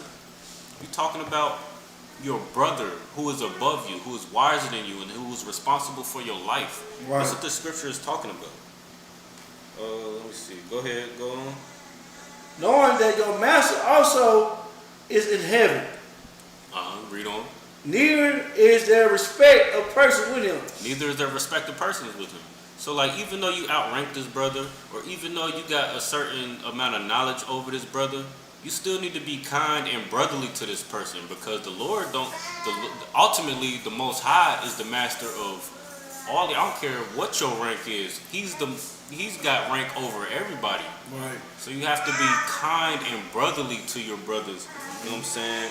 And forbear threatening. Forbear being a tyrant over your brothers. That's what this scripture is talking about. It's not talking about your oppressor. And that's the part of the scripture that they omit when they teach you be kind, or what does it say? Verse 5, servants, be obedient to them that are your masters. Right. That's what they omit. They want you to be obedient to they want you to be obedient to your slave master, but they don't tell you that this is talking about your brother. Right. And then it also says that masters be do the same unto them who are your servants. They're not telling you these things. So there's a clear, like, let me get Colossians 3:22. So there is clearly something that they're not telling you. There's clearly an agenda here. And we have to recognize that. We have to recognize these things. Because right now, we're just going with it. Because we see a black brother, you know what I'm saying, in a three-piece suit, but we don't realize that he's just up there for your money.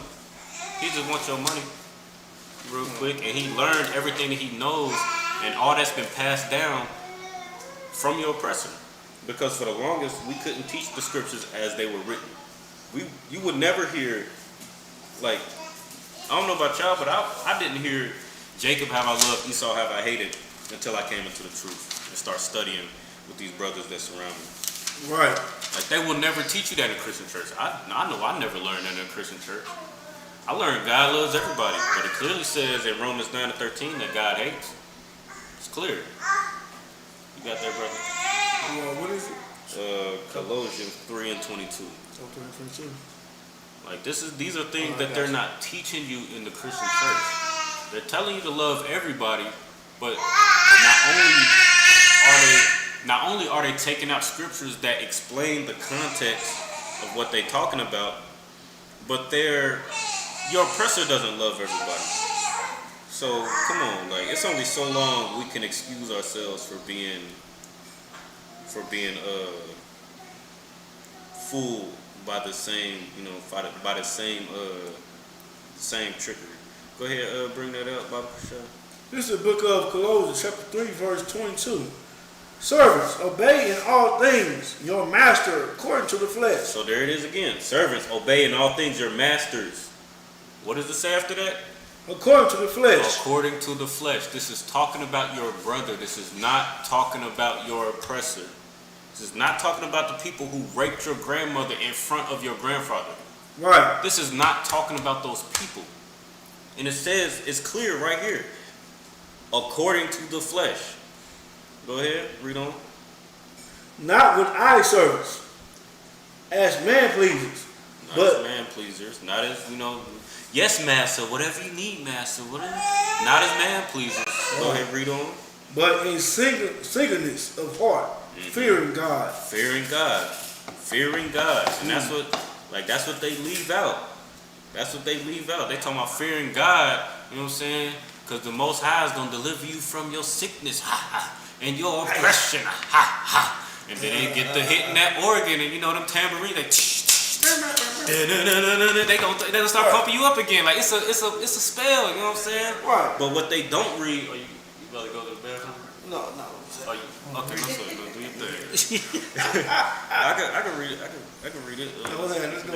We're gonna jump down to 25 and read we're gonna find the context of what they're talking about. It already said, servants obey in all things your masters. According to the flesh, it's talking about your brother, right? So 25. Verse 25. But he that doeth wrong. So he that doeth wrong, your oppressor, who has had you in slavery and in captivity, or whoever, like even if the man above you, you know what I'm saying, in this truth, you know what I'm saying, that outranks you, if he do you wrong, go ahead. Shall receive for the wrong which he have done. So like which he have done. So he's gonna receive the judgment for the wrong that he's done to you. They don't tell you these things in the Christian church. I'm just reading the Bible. I'm not making this. Look, come on now. Come on. I'm telling you the scriptures. You can go to it yourself. I mean, look.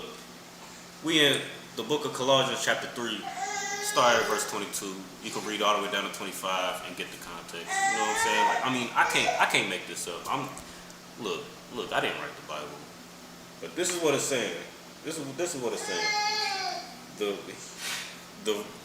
But if he doeth wrong, he shall receive for the wrong which he hath done.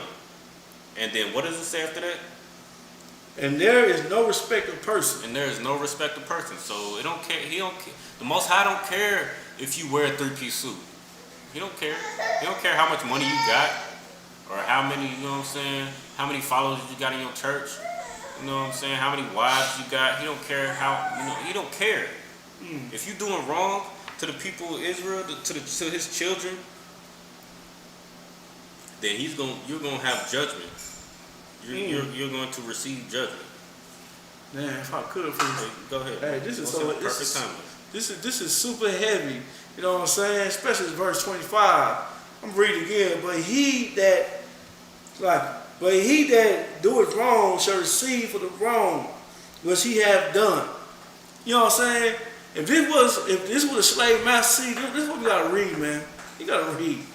If the slave master, you know what I'm saying, you want to go there, you read this, you be like, oh well, they get their punishment for that. Damn right. You know what I'm saying? Like the book of Revelation 13:10, if I'm not mistaken, that he that leave in captivity will surely go into captivity. Who will leave by sword will die by the sword.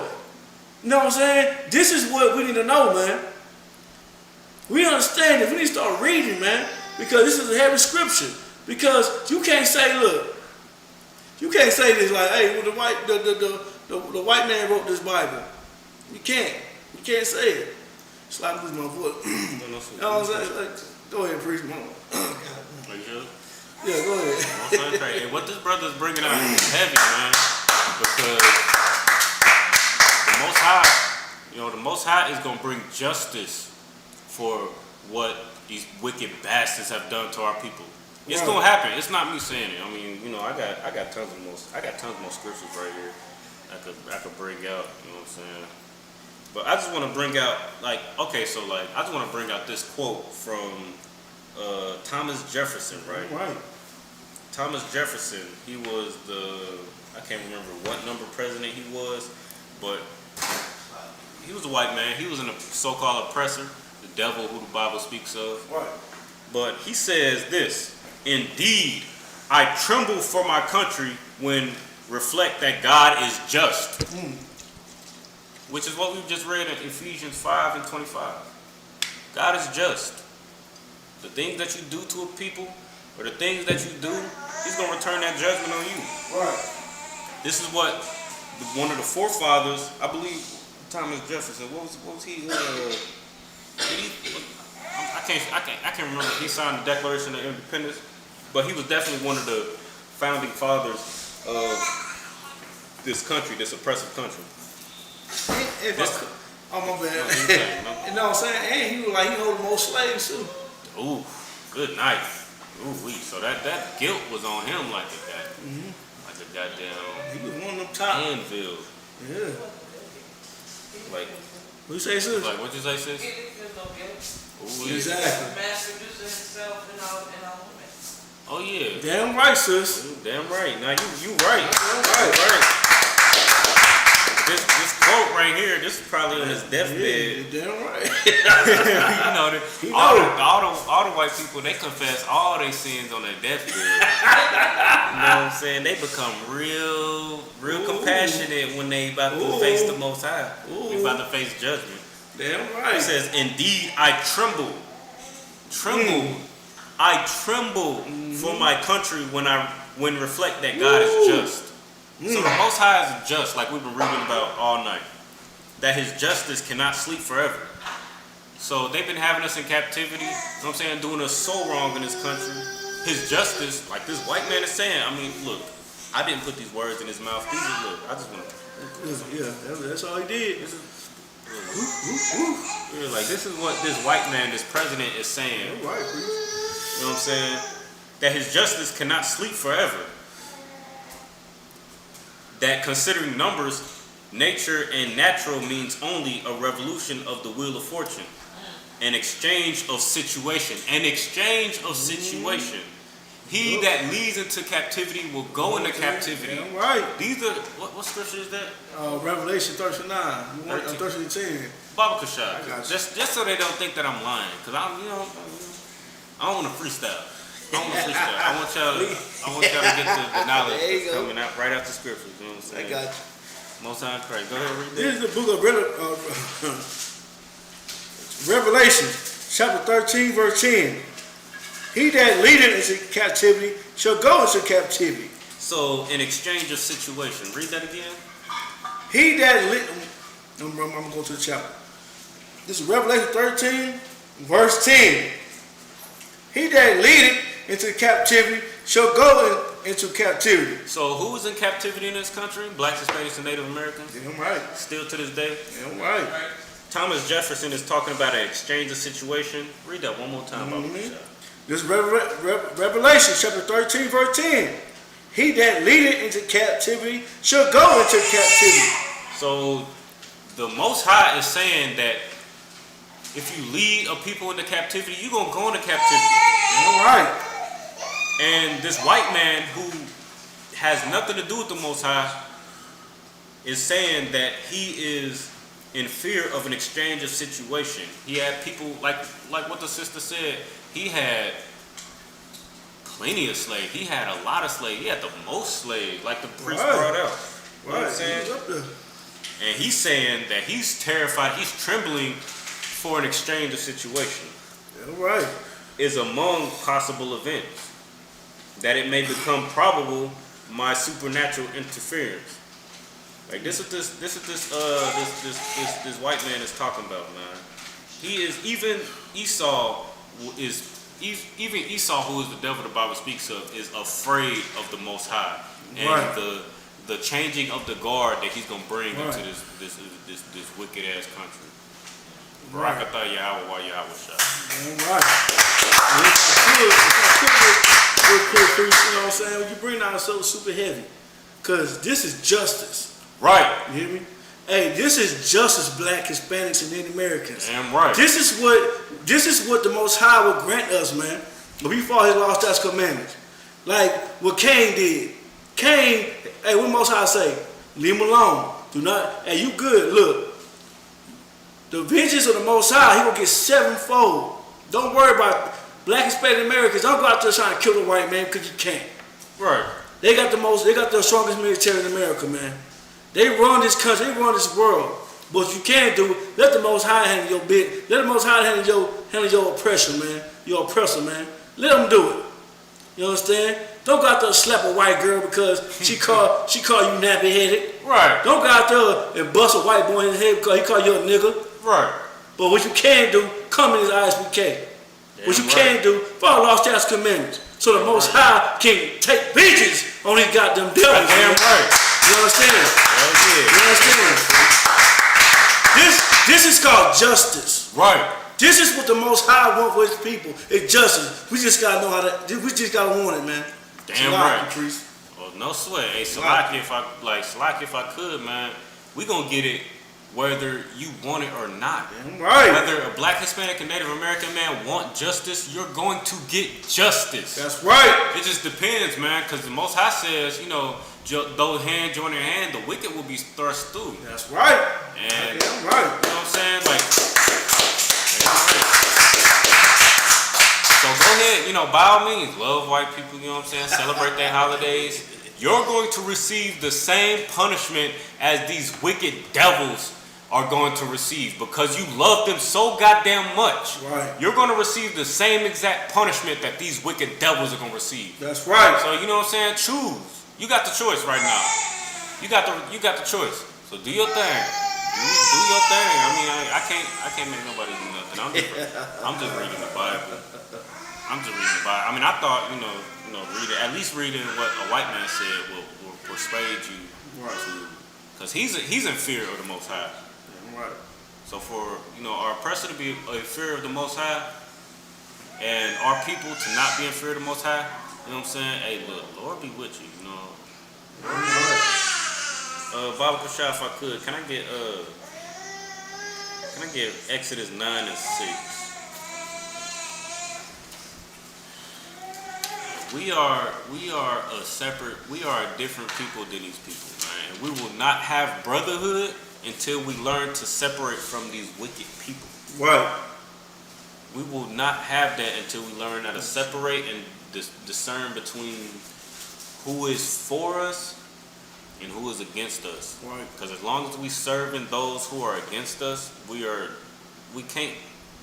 going to continue to be at the bottom. We are not going to receive none of the benefit of what the work that we put in. That's right.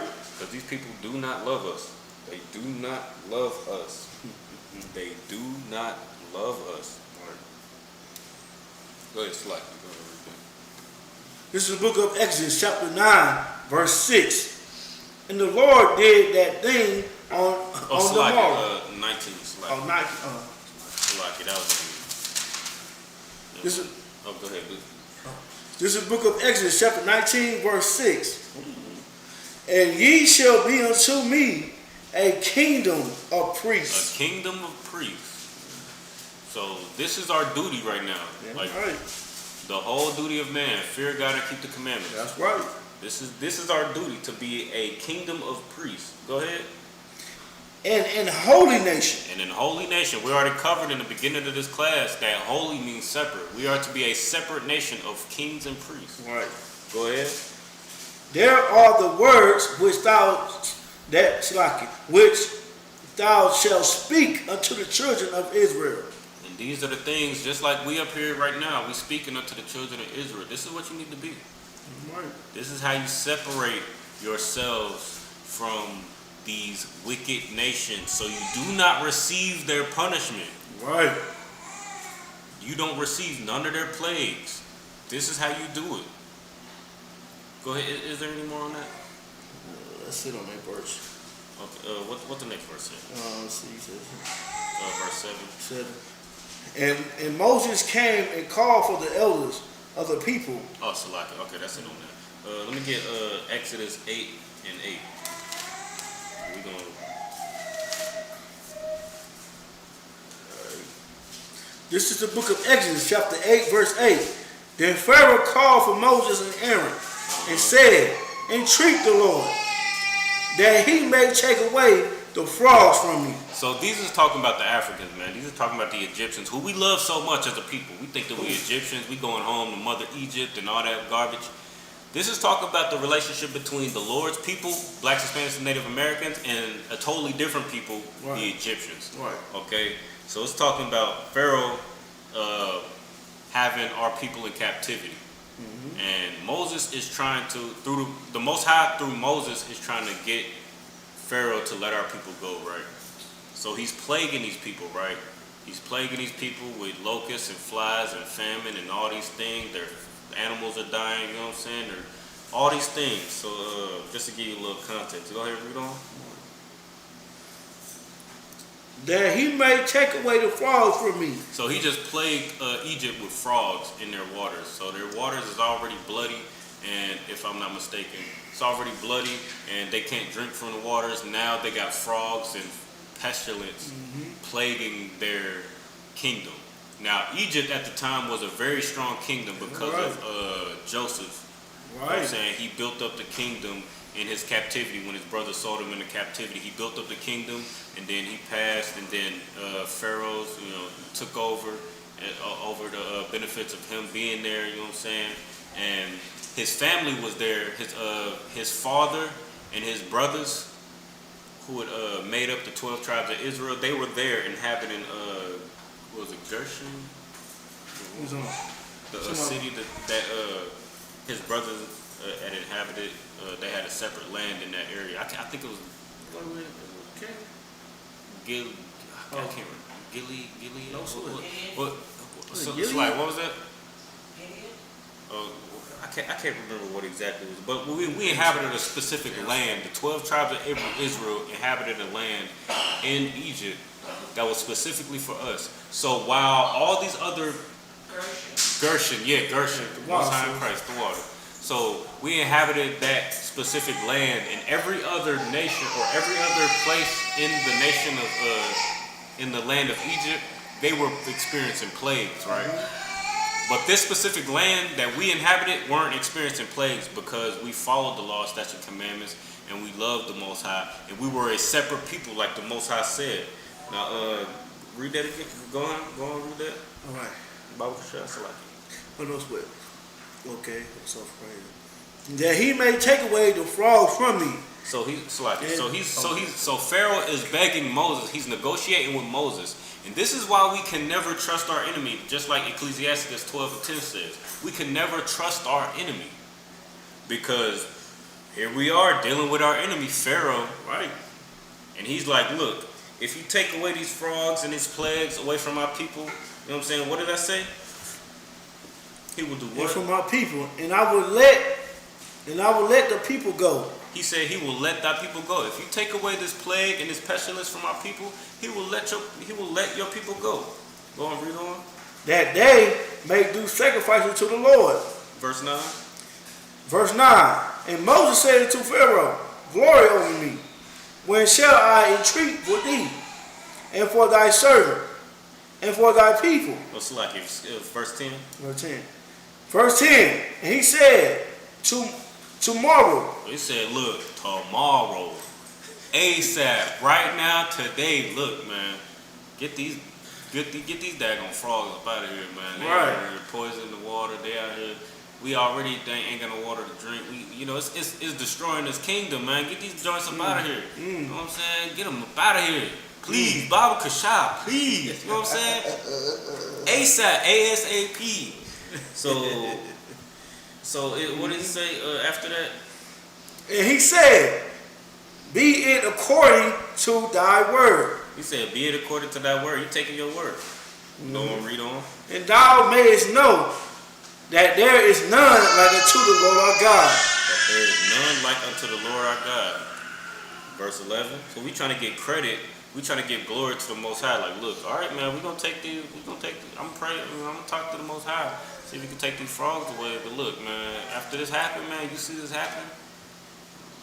Glory go to the Most High. Right. You know what I'm saying? Like, this is the Most High's doing. He put these frogs here, and then you begging on your, you begging so hard right now. But you better recognize. That's what he's saying. You better recognize. All right, now I'm gonna do this, but you better recognize. Go ahead, verse 11. 11. And frogs shall depart from me. So like in verse 12. So the frogs is departing. You know what I'm saying? Like, all right, I'm gonna do this. The frogs gonna get up out of here. And they gonna stay in the river. Verse 12. Yeah, kind of. Verse 12. And Moses and Aaron went out from Pharaoh. And Moses cried unto the Lord because the frog which he had brought against Pharaoh. Verse 13. And the Lord did according to the word of Moses. And the frog died out of the houses, out of the village, and out of the fields. It's like we're gonna drop to verse 15.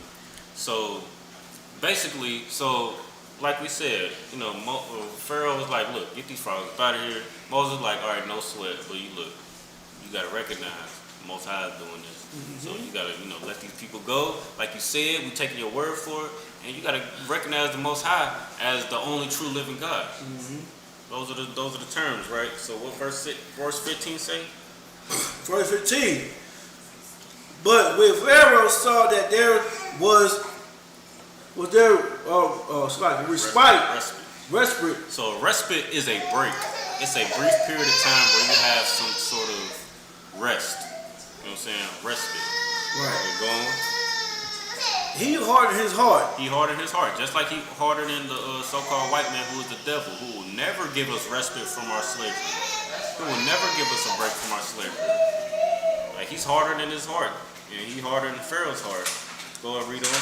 And he hearkened not unto them, as the Lord had said. So that word hearken means listen. He listened not to Moses when he said, let my people go. He did not let them people go. So this is why what Ecclesiastes 12 and 10 is so important. That's why what that says is so important. Never trust your enemy. Because Pharaoh and the Egyptians, the so-called descendants of Ham, the Hamites, they were an enemy to the Most High. They were an enemy to the children of Israel. Right. And you see right here in Exodus, when Moses is talking to Pharaoh, or Christ is talking, or the Most High is talking to Pharaoh, or to Pharaoh through Moses, he's like, look, let these people go, and I'll get rid of these plagues. And he's like, all right, no sweat. Hey, please, look, do this tomorrow, ASAP, man. And look, these people gonna be gone up out my city. You know what I'm saying? They're gonna be gone up out of this nation. We're gonna let them go. You know what I'm saying? Right. They're gonna be able to do sacrifices, do whatever they want to, whatever they got to do. They're gonna be able to hold the Passover, or they're gonna be able to hold their feast days. You know what I'm saying? And then as soon as Moses asked the Most High for to be able to to be free from these people, he turned his back on him. He turned and forsook his word. You know what I'm saying? And this is why you should never trust your enemy, man. That's right. You know what I'm saying? I don't know what else I can say. Like, you know what I'm saying? Like, never trust your enemy. Like, never trust your enemy because they don't like.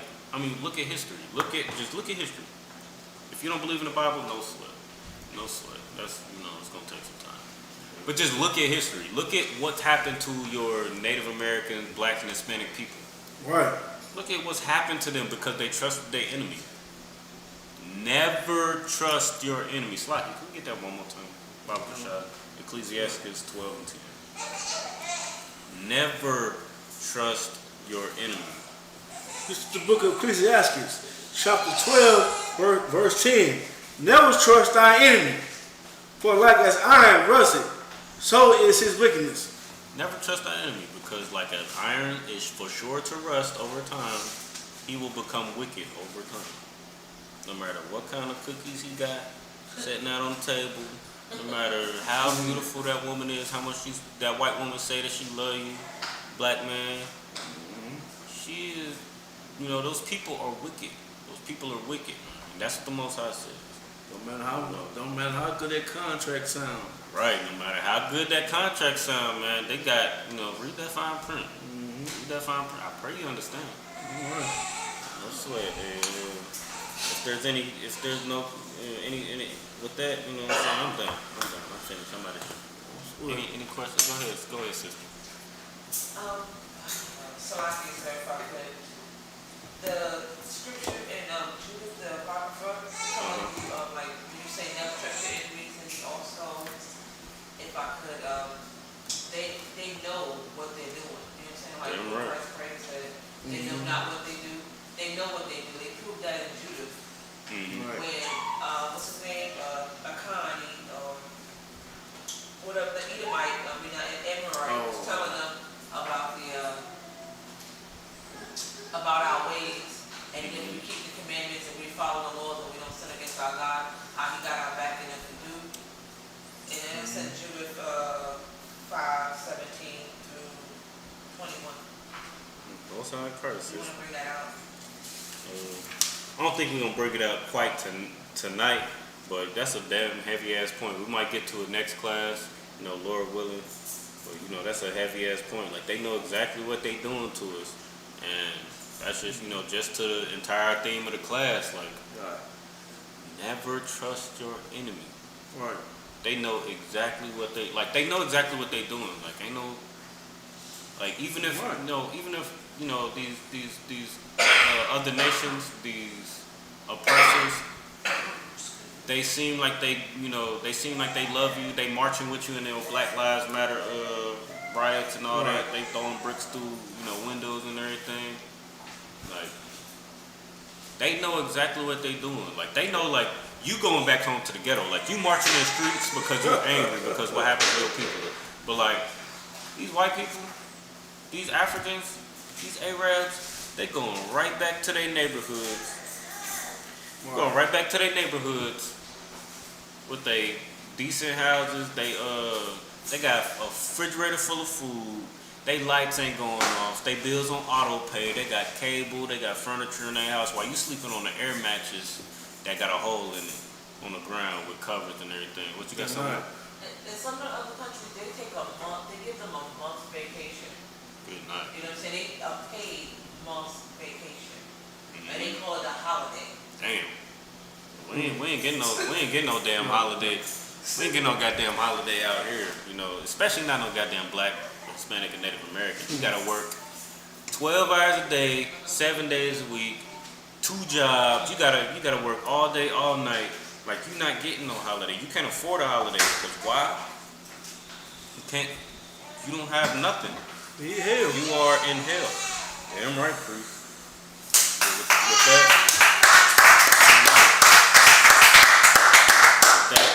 we're gonna go ahead in the class. I'm gonna pass the class over to Priest and Officer Bonzayan for the security announcements.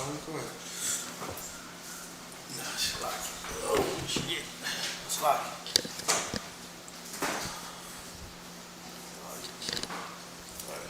This is the Isupk security announcement. We are, the Isupk, started out in 1 West 125th Street, Harlem, New York. Rules for new brothers and sisters. When a new brother or sister comes into the school, they are off limits for 6 months. They are to be saluted only.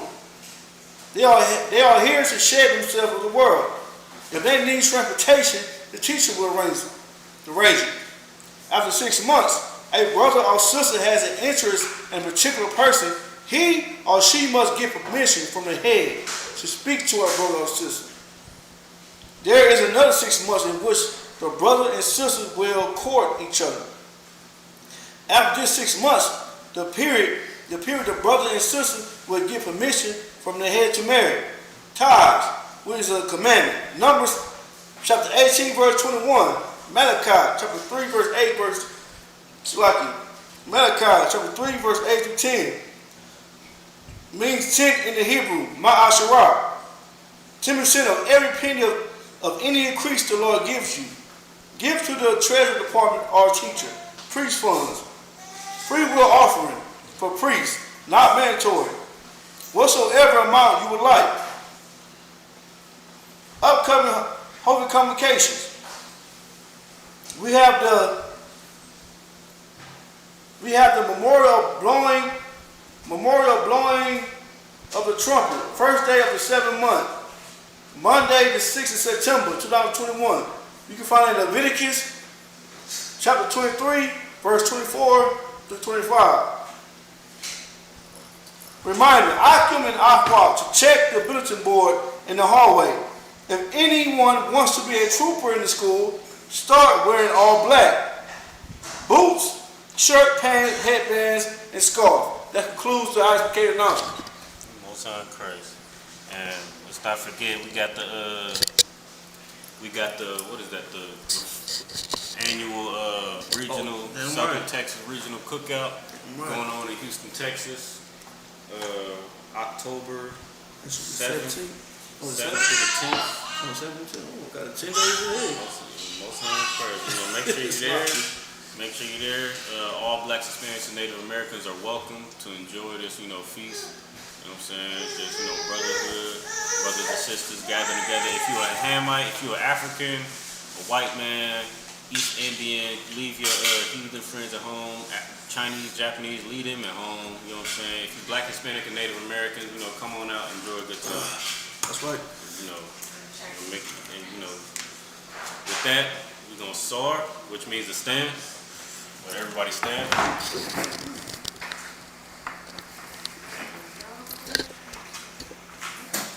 Slakia, Majin, which means to stand. Then we're gonna soar, turn to the east. We're gonna do the Lord's Prayer in Hebrew. And then we're gonna do it in the Hebrew and then in English.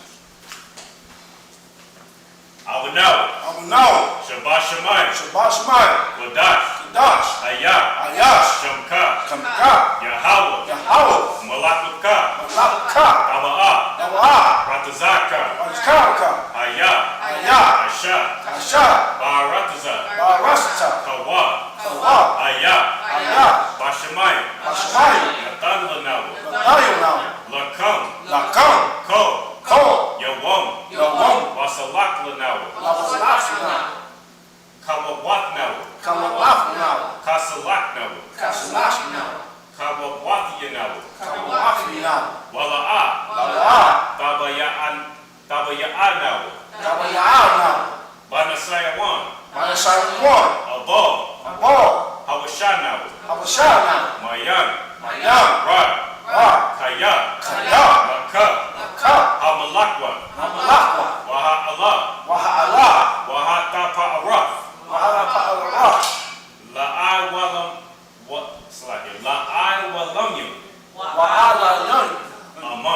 Aman. In the English. Our Father. Which art in heaven.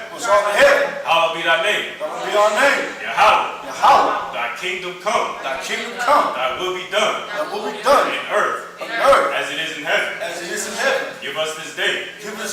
Our daily bread. And forgive us our debts. As we forgive our debtors. And lead us not into temptation, And lead us not into temptation, but deliver us from evil. but deliver us from evil. For thine is the kingdom, For thine is the kingdom, and the power, and the power, and the glory, and the glory, forever. forever. So be it. So be it. We're going to soar and face the brothers and give a courtesy salute.